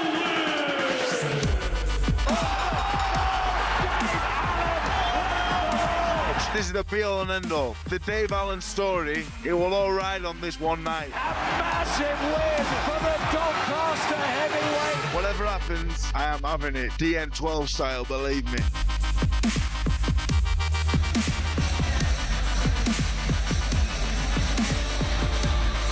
We're at the Eco Power Arena in Doncaster tonight. Yes, it was raining earlier, but the clouds have just given us a little bit of respite ahead of this main event. The rain has just resisted for a split second as we are in position to bring you Dave Allen versus Filip Hrgovic. I'm Adam Cattrall. Pleasure as always to bring you these big fight nights on talkSPORT. Fraser Clark's alongside me, as is Spencer Oliver and John Rowling. We're going to get stuck into this main event very, very shortly. The homecoming for one of Doncaster's very own. Where does this fit tonight in the Dave Allen story, Fraser? He's been up, he's been down, he retired in his late 20s, he came back, he's had his victories against Johnny Fisher, and now we find ourselves tonight, for only the second time in his career fighting in Doncaster, first time headlining at a stadium. So where does it fit in the story? Oh, it tops it. You know, you just have a look around now. This place is rocking. An all for one man, Dave Allen. And, you know, I'm happy to say I've seen it at all different stages. I boxed in the ABA championships with him. He was a heavyweight, I was a super heavyweight. He then come on to GB. He didn't last too long because he didn't like the running, but he came on. He then used to come down and spar Joshua, and I sat there watching them spars. I was sat watching that McGregor fight then. It was tough to watch, but he come through it, and his story's been fantastic. The headline at the O2, to retiring, to fighting, big names, the Johnny Fisher thing. He's had his ups, his downs, but listen, we love him for what he is, and that is pure entertainment. And I think the people at Doncaster can say Dave Allen is well and truly one of their own. Absolutely, and it is for the people of Doncaster tonight, but I think Dave Allen's profile, Spencer, has absolutely spread across the country, hasn't it? Because he has become a bit of a cult hero, a bit of a fan's favourite. Oh, he absolutely has. You know, I think he's very charismatic, very witty, you know, a little bit tongue-in-cheek. He's a big character. We've seen that this week here. I mean, they absolutely adore him here. You know, in Doncaster, he's one of their own for sure. The atmosphere has been great all week. And now just take a look around this Doncaster Rovers Stadium. The seats are filling up. There's anticipation. Has he bit off more than he can chew? It's a huge, huge ask. Right title for this fight, by the way, David versus Goliath, because that is the task of this challenge. Our hearts say Dave Allen, but the head is firmly with Filip Hrgovic. Just to remind you, Goliath lost that fight. Well, there you go, mate. There you go. He needs a big slingshot this evening, doesn't he? Because the odds are massively stacked against him. But if he can create the magic that is required to pull off a victory this evening, then God knows where this story goes off the back of it. We are talking this up as obviously his biggest night, a big night for Doncaster fighting, but it's also a big night for British boxing, because we are seeing across the ring from Dave Allen one of the best heavyweights in the world in Filip Hrgovic. Absolutely, you know, everything says that Dave Allen probably shouldn't even be in the ring for Filip Hrgovic, but here we are. And for me, it's not for Dave Allen to perform tonight. For me, Filip Hrgovic is going to be the one that has to turn up. He has to perform. He has to let the rest of the heavyweights in the division know he's here to mean business. And let's not forget, I think the eyes of Frank Warren are on this, because the Moses and Timber fight is being spoke about. So he's got to impress. That's the danger, isn't it, Spence, that Fraser's just highlighted there. Filip Hrgovic getting dragged into Dave Allen's night.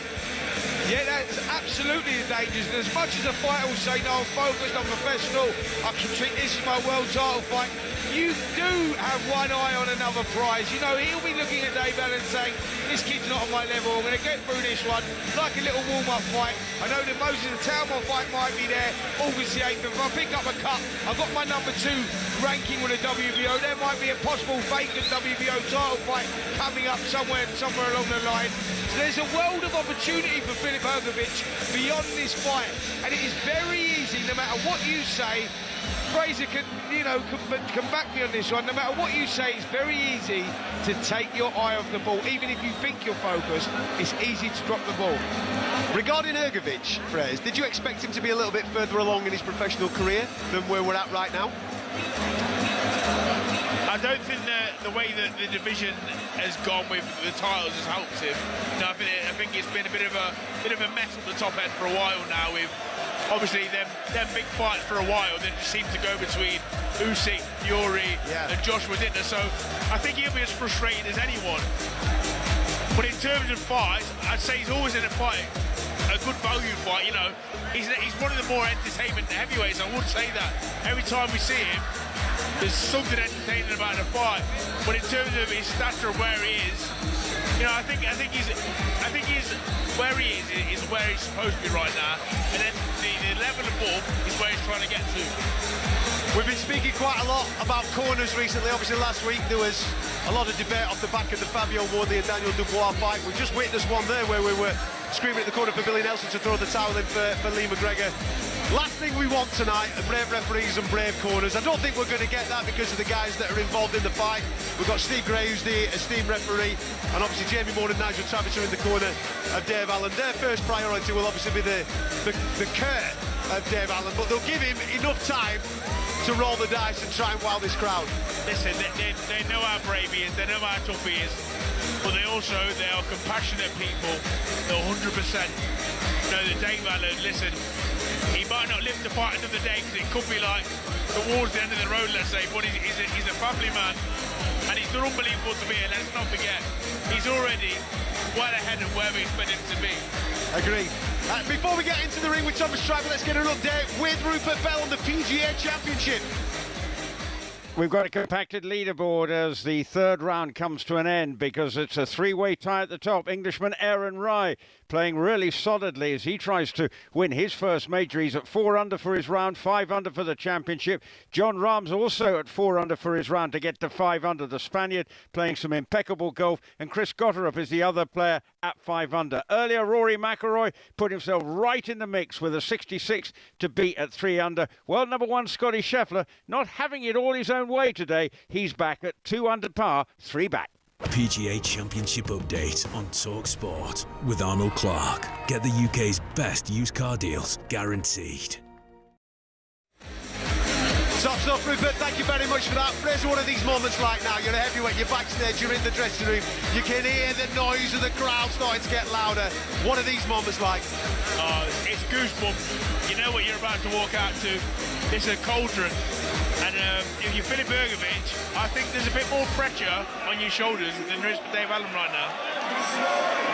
It's time for the big boys of boxing.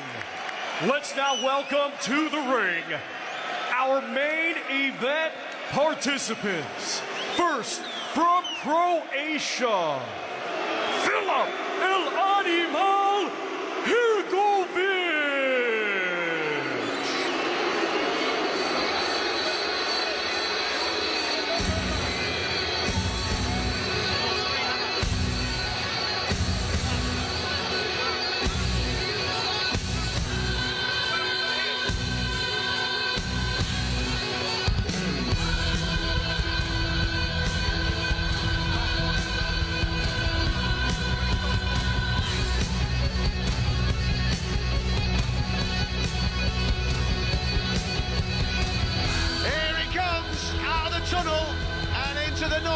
Born in Zagreb in 1992, a kid was overweight, who got into fights, he was called names, he looks up to basketball, to lose weight, won a national championship, then his knees gave out, so he found boxing, and by the time he was done as an amateur, He had 6 Croatian national titles, a gold medal at the 2015 European Championships and a bronze at the Rio Olympics.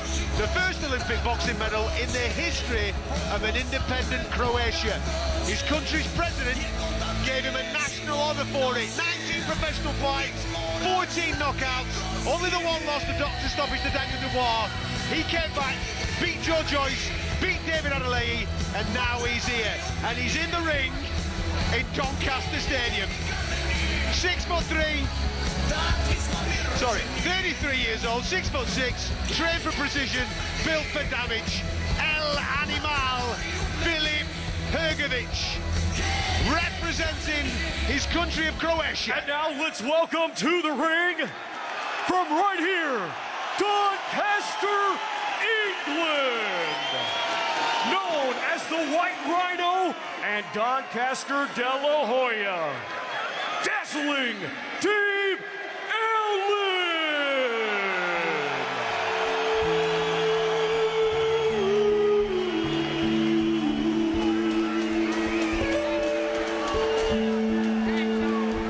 You remember me when the west wind moves among the fields of barley.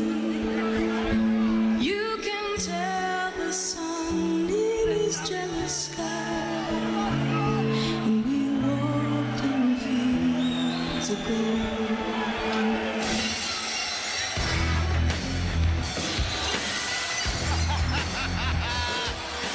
Here he comes, Stone Cold Dave Allen. Listen to that! This is his moment inside the Eco Power Arena in Doncaster. He's milking every single moment, and rightfully so. So I face the final curtain, my friend. I'll say it clear, I'll state my case, of which I'm certain. I've lived a life that's full. He's taking in every single moment. Dave Allen just prowling up and down on the top platform as he is about to make his walk to this ring, to the centre of the football pitch here at the Eco Power Arena in Doncaster. But he is milking every single moment of this. He's earned it as he sets off from the platform. A stadium full of people in South Yorkshire losing their minds for one of their own. Dave Allen, 34 years old, born in Doncaster, raised in Conisborough, a village about 6 miles from this very stadium, the home of Doncaster Rovers, the pitch where he probably stood as a kid dreaming. He turned professional in 2012, and since then, 13 years of wars. Dillian White, Luis Ortiz, Tony York, and David Price, Fraser Clark. He took the fights nobody wanted. He stepped in on short notice. He bled. He stopped. He retired in 2020. I don't want to get punched in the face anymore, he said. And he meant it. 18 months later, he was back as he enters the ring in front of me. Because Dave Allen always comes back. And now this, the biggest fight of his career on his own doorstep in his own city against one of the most credentialed heavyweights on the planet. He described himself once as a fat lad, nobody from Doncaster. The 20,000 people in this stadium tonight have a very different opinion. The champion of South Yorkshire, the people's heavyweight, the White Rhino, Dave Allen. Drink it in, son.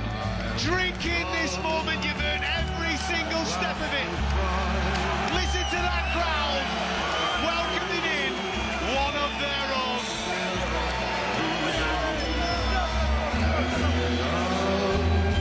As tears subside, I find it. Here's Thomas Schreiber with the introductions for these two heavyweights. Well, I thought it was. They're going to milk this walk a little bit longer. Dave's revving up the crowd, dressed in blue shorts, white t-shirt and a beard. Doncaster. You can't get more Doncaster than that. Ladies and gentlemen, it is now time for our featured bout. It is scheduled for 10 rounds, and it will be for the vacant IBF Intercontinental and WBA Continental Gold Heavyweight Championships. Brought to you by Frank Warren for Queensberry, in association with Eddie Hearn for Matchroom Boxing, along with their great sponsors, Mr. Q Casino, That Prize Guy, Global Next Trade, and Riyadh Season. A big thanks to those great sponsors.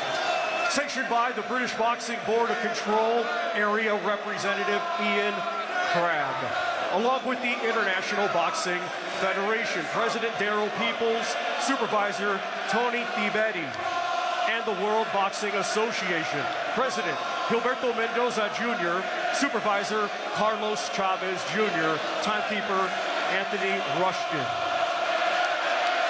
The judges are Howard Foster, Stefan Nicolo, and Enrico Terlizzi. Our referee in charge, third man in the ring, will be Steve Gray.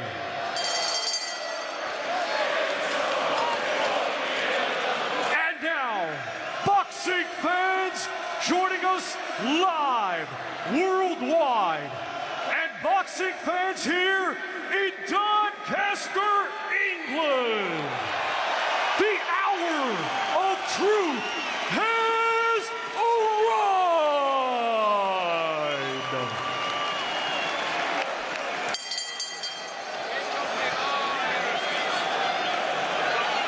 Introducing first, fighting out of the blue corner, he comes to the ring wearing blue with white and weighed in officially at 248.8 pounds.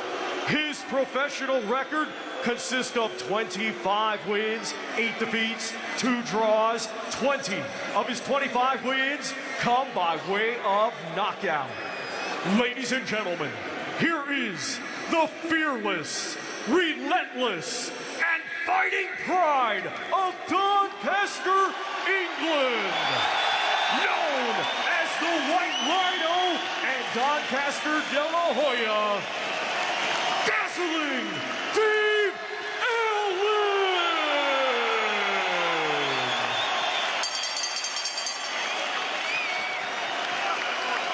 and his opponent across the ring in this main event, fighting out of the red corner. He comes to the ring wearing white with red and blue and weighed in officially at 248.4 pounds. Coming to us from Zagreb, Croatia, he had an outstanding amateur career, becoming a 2016 Olympic bronze medalist, and now as a professional has a record of 19 wins, just 1 defeat. 14 of his 19 wins come by way of knockout. Ladies and gentlemen, please welcome the highly ranked and one of the most dangerous heavyweights in boxing today, Filip El Animal Hrgovic.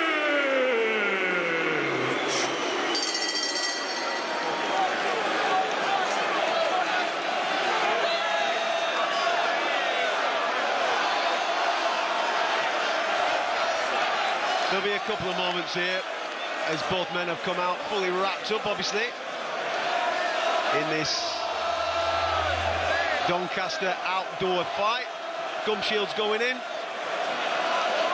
Mr. Hrgovic will make his way to the centre of the ring to meet Dave Allen for the final instructions from referee Steve Gray. You are listening to the talkSPORT Boxing YouTube phenomenon. If I call break, I expect you to take a step back.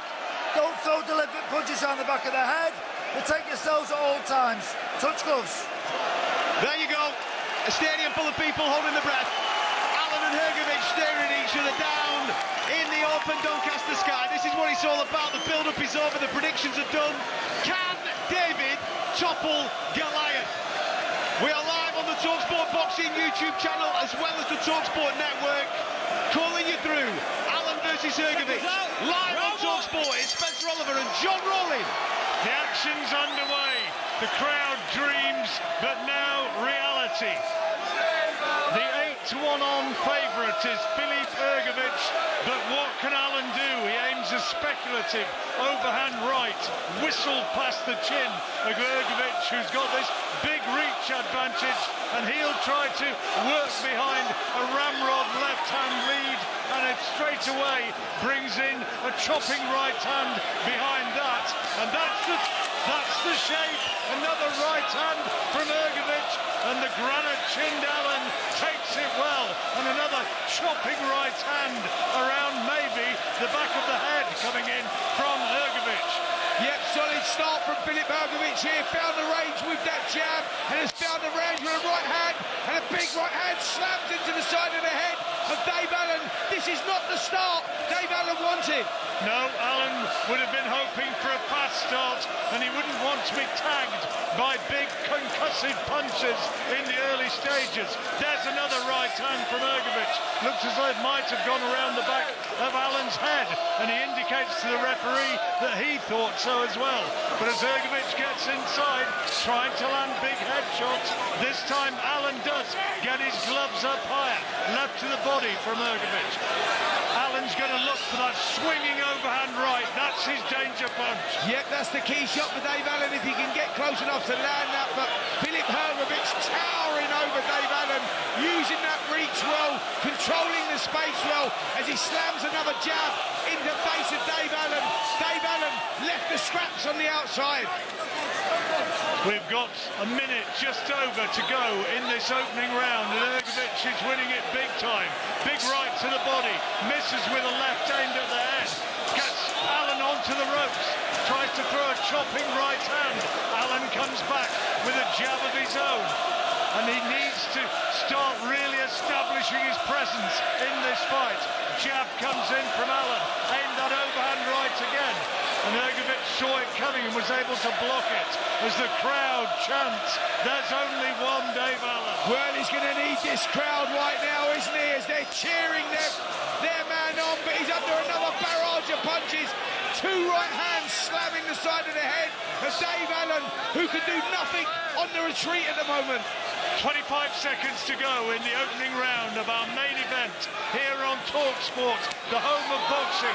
There's a right hand from Allen, only a glancing blow onto the bearded face of Hrgovic, who gets inside and tries to land clubbing hooks to the midriff of Allen, who's back onto the ropes again. 1-2 body shots and a chopping right hand to the head.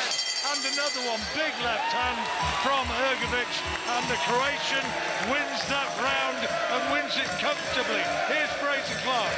Yeah, a brilliant opener from Filip Hrgovic, doing exactly what a world-level heavyweight should do when he comes over here, by setting the stall out and trying to silence his Doncaster crowd. Dave Allen tried to throw that overhand right a few times, just a little bit out of range. Don't forget, you can watch tonight's action live only on DAZN. Head over to DAZN.com/boxing so you don't miss a thing, assuming you're watching as well with us on the talkSPORT channel on the visuals. Well, if you are, you can see us sitting here wrapped up. It's been teeming down all day. The rain has now stopped and the action has kicked off. In the ring, not a good first round for Dave Allen. Can he change it here at the beginning of round two? It was a big opening round for Hrgovic, and now we go into the second. Remember, it's a 10-rounder. So much at stake here. Can Allen produce the result and the performance of his life? Another couple of jabs to the body from Hrgovic, and then misses a little bit clumsily with a big right cross of his own, trying to work at range. He's got a huge reach advantage, 82-inch reach as Hrgovic against 75 for Allen. Allen gets in with a right over the top. Hrgovic saw it coming and tries to land a right hand of his own. Back in close comes Allen, who, as you heard earlier on, if you're listening, Fraser Clark says that he knows all the little tricks of the game when he gets into those clinches. Is he going to be able to make it tell? There's a good right hand from Hrgovic, behind a good left hand lead. Yeah, it weren't a good right hand. It was a brilliant right hand that slammed into the side of the head of Dave Allen, who's showing that durability, and he needs it early here in this second round as Filip Hrgovic is dominating, controlling the space, everything off the jab, and finding the range with the right hands. Allen will be looking for that overhand right of his own, waiting perhaps for Hrgovic to aim a shot towards his body, which he does so, and then misses with a right cross. Hrgovic leans on and pins Allen back in his own corner. In the Hrgovic corner, there's another right hand from Hrgovic and a good jab, and the Croatian has started this fight really well. Here come headshots as well from Hrgovic. Right hand blocked by Allen, and a left hand. Scoring shots from Hrgovic. Allen tries to land a body shot, but has to absorb two more ramrod jabs, and already the crowd is looking a little pensive. Yeah, this is massive punishment. Filip Hrgovic is inflicting here. Dave Allen being pinned on the ropes, taking clubbing right hands, clubbing left hooks. Nothing he can do about it. We said this at the beginning of the contest. Fraser Clark, I'll bring you in here. We said this. I hope it's not my heart talking, but there's levels to this game. And at the moment, we're seeing two guys at different levels. Yeah, absolutely. Filip Hrgovic has found his range early on here with that backhand. I know that's his danger shot as well. I don't want to see him get guilty of trying too hard. You know, the atmosphere might be gripping him, but at the minute he's in firm control, landing straight on his shots. He's just got to be aware of Dave Allen's desperation right hand over the top. Jamie Moore, Allen's trainer, said they had the game plan, but here comes Hrgovic again with two more big hooks to the body. Left hands off the ropes, a left hand counter from Allen, who blocks a concussive right hand from Hrgovic. Last few seconds of the round, and it's been another Hrgovic round. We'll go back into the blue corner, the Dave Allen corner, where he's being spoken to by Jamie Moore. Get it all back, relaxing your shoulders. Okay. We're going to have a go here, yeah? Because we don't just want to keep edging back, let him keep on that right hand. You're not riding it as well as you need to be. You've got to get a little bit closer to don't be on the end of the shots, yeah? Get on him, roll the dice, yeah? We don't want, no regrets here, okay? No regrets, let's have it with him. Hands tight. Conor Walker style. Yeah, you've got to be in his face, hands tight, Conor Walker style. Yeah? Wants him in close and wants him to turn it into a brawl. Well, I tell you what, it's always a worry when the corner man's telling you in round number 3 to start rolling the dice. Let me tell you that, because Dave Allen is at that stage already where he's basically saying, make or break here, son. You need to do something, change it up, or we're going to have to start filling you out. I mean, you don't normally hear that phrase that early in a contest. No, I think we all knew that would come eventually. That's probably a little bit earlier than we expected. But I think it's the right tactics. I think if you give Hrgovic the time and the space and the range, this is only going one way. Dave is getting close, but he's got to let the hands go as he's doing it. He's trying to walk Hrgovic down now. Hrgovic lands a left hook and an uppercut, which banged into the head of Dave Allen, who's keeping those gloves in high. He's trying to walk into a point where he gets his head close to the chest of Hrgovic and is able to wing in that right hand, but it's just not happening yet. The crowd is urging their man on, but he's not finding the punches to put Hrgovic in any sort of trouble. No, he's trying to walk Hrgovic down, hands held high, but Hrgovic is controlling that space. The left jab's landing, the right hands are blistering through the middle, piercing the guard of Dave Allen, who can do nothing in there at the moment. He's like a human punch bag in round number 3. I tell you what, he's one of the toughest men in boxing. He can take some punishment and he will stay in there, but the crowd will be, or rather the corner, will be wary of him being too brave for his own safety. I think that is undoubtedly a factor. He's trying to walk Hrgovic down now, and he's actually, in all fairness, having a little bit of success, because he's stopping Hrgovic having the distance and the range to really detonate those big shots, particularly the right hand. Yeah, I think the problem is, John, that he's doing that, but he's not doing nothing himself. He's just walking forward, and he's getting clubbed. That left hook just seemed to dip the knees there, and Dave Allen, the right hand goes in as well. Steve Gray, the referee, is starting to take a look. Allen's swings wildly. He went to the ground, did Dave Allen, but no knockdown, says the referee. He swung himself off his feet, and here comes Hrgovic. Another big right hand and a left hook.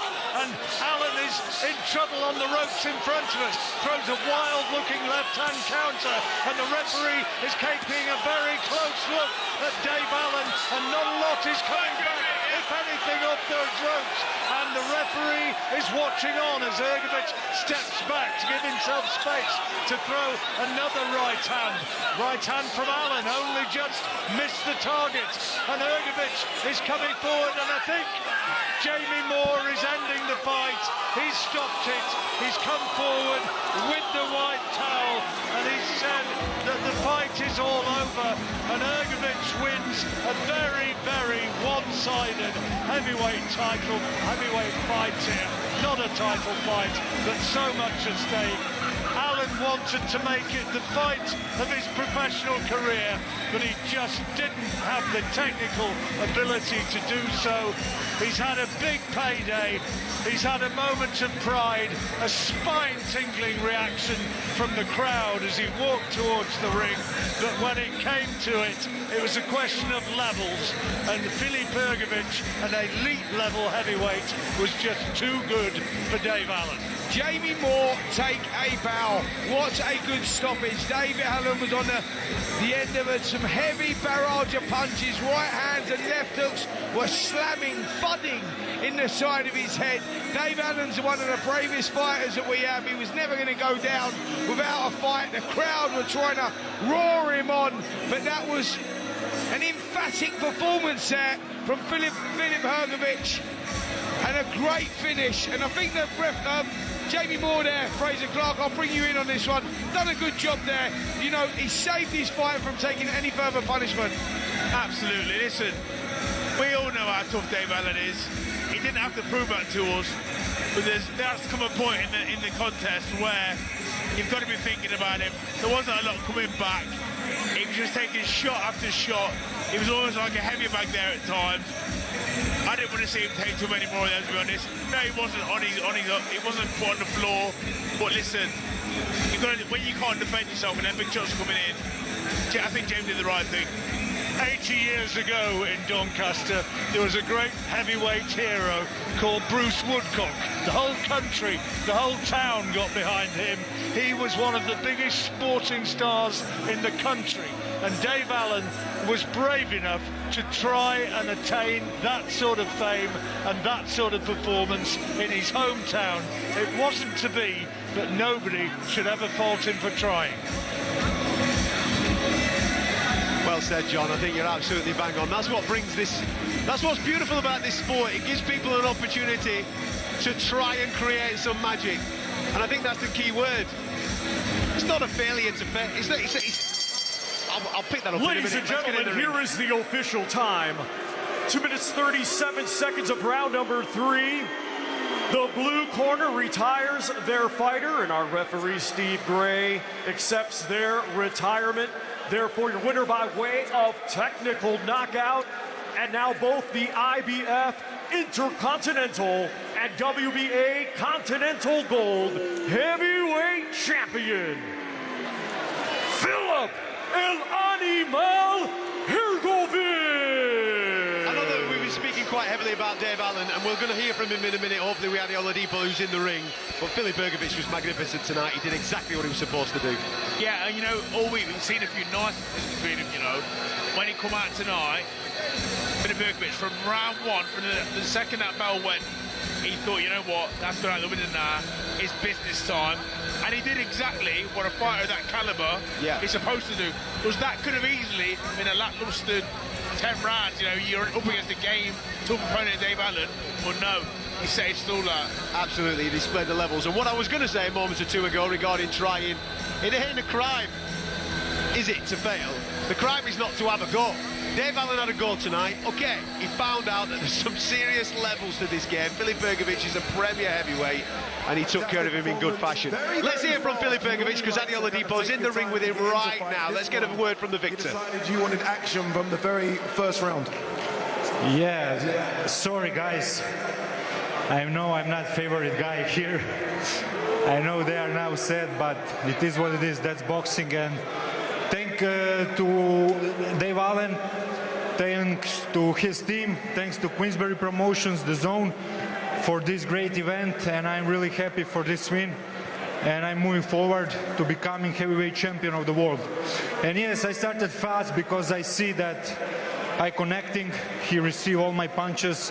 He was very open from the beginning, so I wanted to, you know, finish him fast to make a statement. And yeah, that's it. Statement most certainly made. Congratulations on that stoppage. I want to ask about what next. In the build-up to this fight, there's a lot of people saying that it could be you versus Moses Italma next. Moses Italma, who looks like will come out again in August. Is that the fight that you want next? Look, I always told you I want to fight with anyone in the division. Moses, anyone. So I just need to sit with my manager, with my team, to check is there any injuries, any cuts. I don't know. I don't see. Do you have mirror? The little snort nick, but nothing that won't keep you out of a fight. Give me mirror, George, and I'll sign the contract now. George? Yeah, I want to fight anyone. I just need to sit with my team few days and we'll decide. But yeah, I never run from any opponent, so yeah. George, let me bring you in on that one. George, I feel like I have the ear of a lot of fans and everyone seems to say Moses versus Filip. I interview Moses and Moses says, Filip, can we make that fight? Can we do Moses versus Filip Hrgovic next? Yeah, we can, but listen, firstly, I just want to give heads up, like massive thanks to Dave and all the people here in Doncaster for coming out. Not the result they wanted. Dave was brave, but Filip showed his class, so, you know, we were pleased with the event. That fight's there. It's done. You know, Filip, when he re-signed with Queensberry, he contracted with Queensberry on the basis that that was one of the options that we could put to him. As he said, he's got a slight nick on his eye, needs to go and make sure that that's okay. Moses is booked for August, but as soon as we're back in the office next week, that's my job, try and get that fight made and get it announced. We want to continue with what we've been building in the heavyweight division on the Zone, keep delivering great fights for the British boxing fans. This guy is a world-class operator, and if Moses is going to be a world champion, which is what he wants to be, and Filip wants to be a world champion, which is what he wants to be, they're going to have to get it on at some point, so let's get on with it now. Filip, when you hear that, it's done. If you're fine and your body's good and your hands are good, your elbow, the little nick on your eye, it looks like it is going to be you versus Moses Italma in the summer. Look, if I'm healthy and I look like I am, no problem for me. We need to sit and see what's going on. I need a few days to rest. And of course, I've never run from anyone. Moses never reached promised land. Interesting, I love it. You know what I mean? I know what you mean, sir, I know what you mean. I want to have a quick word with Dave, George, if you don't mind. Dave? Dave?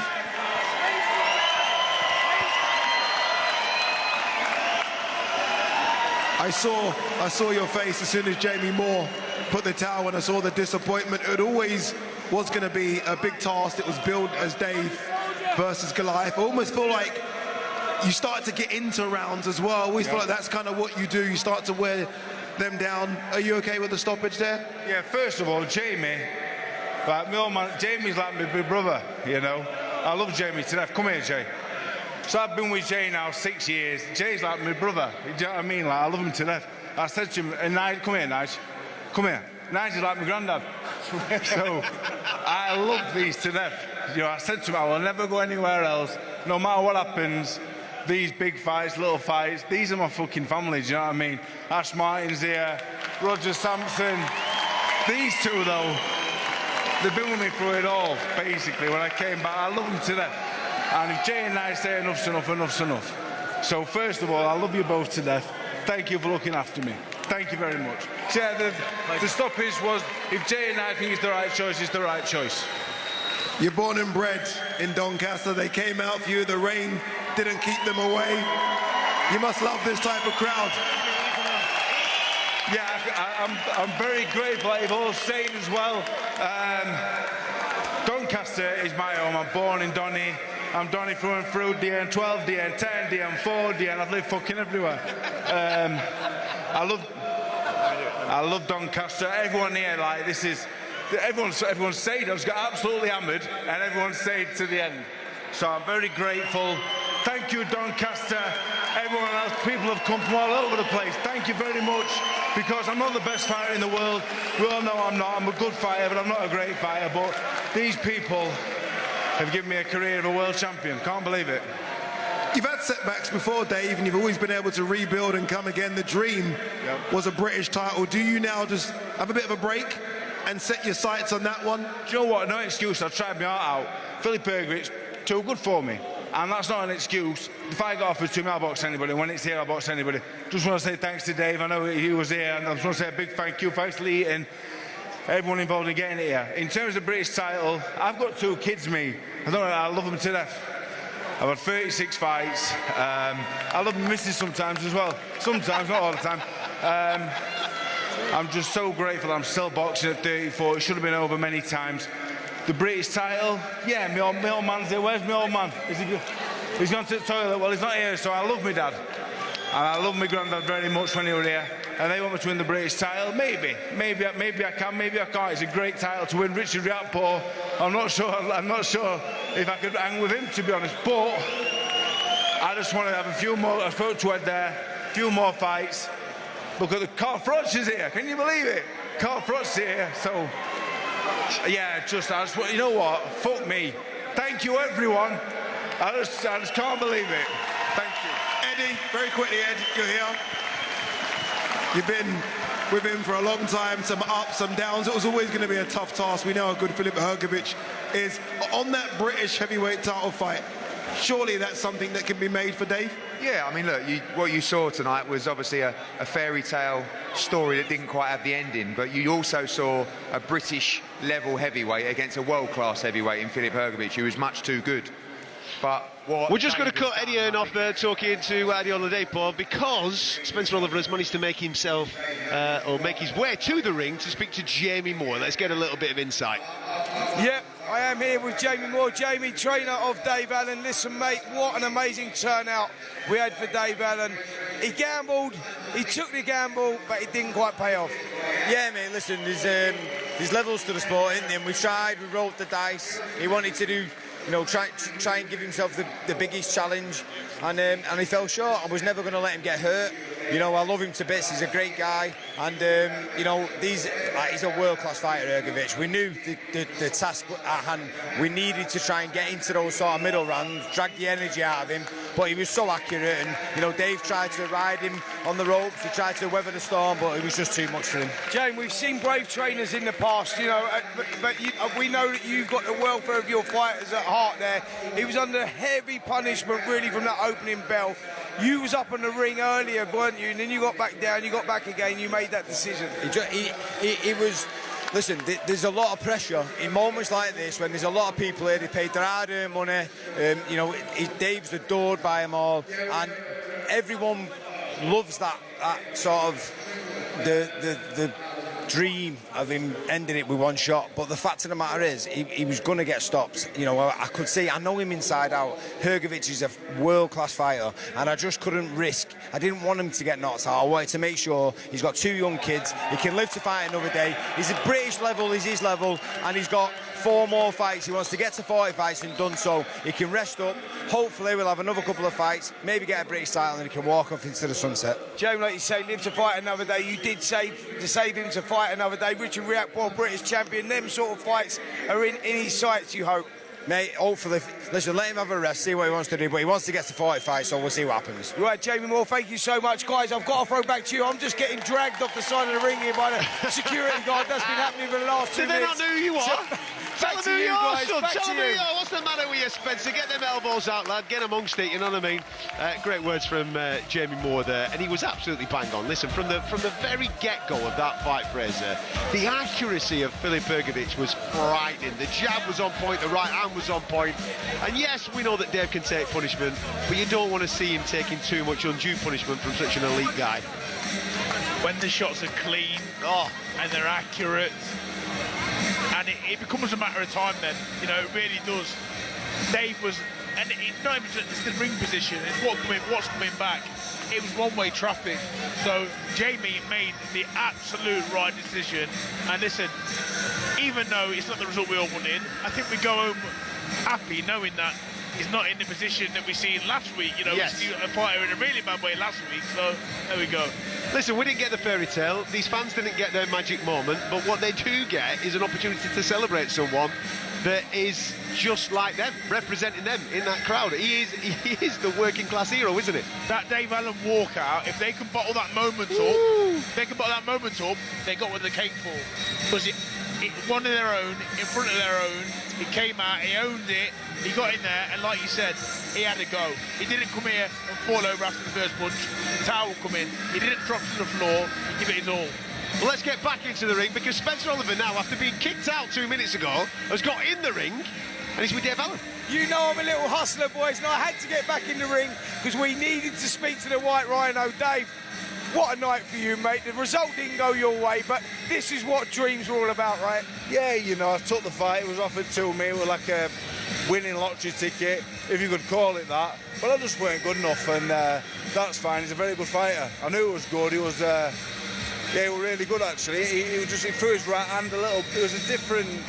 I usually can ride him. He was good, and fair play to him. He was good. Listen, you know, you talked about it. I saw a different Dave Allen to any other Dave Allen I've seen in any other fight week. I know you trained your backside off. You got yourself into the shape of your life, and you said you're going to take it to him. Yeah. But like you say, there is levels to the game, and he seems to be at that elite level. Yeah, he was too good for me, and that's fine. I've lost to Fraser Clark, who was live on the broadcast. And you know what? Sometimes you just get beaten. You have to say, you know what? I was second best, and now we're another one tonight. And I'm so proud of myself, bringing all these people in. I'm so grateful, and what can you say, really? I'm over them. I've got beat, but I'm happy. You know, a bit of closure. I trained as hard as I could. I put the right shift in. I felt like I was boxing pretty well. It was just too good for me, and I can live with it. Listen, Dave, the result didn't go your way, but let's talk about the night, mate, the atmosphere, the ring walk. Were you as emotional on that ring walk, mate? I knew you was emotional this morning. I saw you tweeting about that. But talk to us about that ring walk and what that meant. No, I started boxing so people would be nice to me. I just wanted people to like me, I want a middle man to like me, really, and I'm not sure he still does, but everyone else does. But I'm so grateful. I feel like a winner. I just got absolutely hammered, and I feel like a winner. So that's the great. I'm a good fighter, but tonight I can finally sit down at home and go, you know what? I trained really hard, and I weren't good enough, and that's fine. Listen, before I hand back to the guys, where's the old man gone now anyway? Is he about? He's trying to get him. Dad! I'll get him on. He's a big Fraser Clark fan, my dad. You can hear him, Fraser. He's a big fan. My dad's a big fan. We go way back, actually. It's nice to see him. And Fraser, while we're live on air, I love you. I didn't for about 3 weeks, but I love you for all the time before and all the time after. I love you too, mate. Don't worry. Brilliant. Now, listen, guys, we're waiting for Dave Allen. Oh, his dad's here, and this is a moment, guys, because he's talked about his dad not being a part of his career, coming to his fights. Finally, we get to see you. How proud was you? No, I know you. The thing what happened last week with Wardley and what they call he took too much stick, and Jamie Moore, Herovic were tiny. No, it's fine though, been and gone. Yeah, but the thing what? No, let me have my say. I just think if you had have gone there, you weren't knocked down, you'd have got that Herovic were blowing. You know you said you would have come... I can fight another day. I'm not having to go at Nigel, Jamie Moore, thinking with Ben Davidson, stop the fight. I can fight another day. I'll come back and fight another day. Well, listen, we want to see you in a British title fight, Dave. I think that was where it would be great to see you. We'd love to see you in with a Richard British title one day. And the stoppage is being stopped. I love Jamie and I look after my best interest. And I can come back and fight another day. Whether that's a British title, I'm not so sure. Riyadh is very, very good. There's a lot of good fighters, but a bit of a rest now, and I'm fitter than I've ever been. I'm enjoying my training. I'm enjoying my life, and hopefully and hopefully I can have another little good run at it. Well, listen, Dave Allen, we wish you all the best, mate. We hope you get that British title. The old man weren't too happy about the stoppage there, boys, but I'm going to throw it back over to you why this argument continues in the ring with Dave Allen and his old man. We got involved in a domestic there, didn't we? Listen, I think every single one of us agree with what Jamie Moore and Nigel Travis did, as does Dave Allen. I get it. His dad's emotional, and I'm sure when the dust settles, he will absolutely thank those two men in the corner for saving his lad for another day, no question about it. Listen, we're going to pick the bones out of it in a minute, but before we do, a PGA Championship Day update with Rupert Bell is on the way. Rupert, what's going on? Well, I'll tell you what, Aaron Rai is out in front at 5 under in a compacted leaderboard, but he is struggling down the 18th at 5 under par, 4 under for his round. The man from Wolverhampton, a two-time winner on the DP World Tour.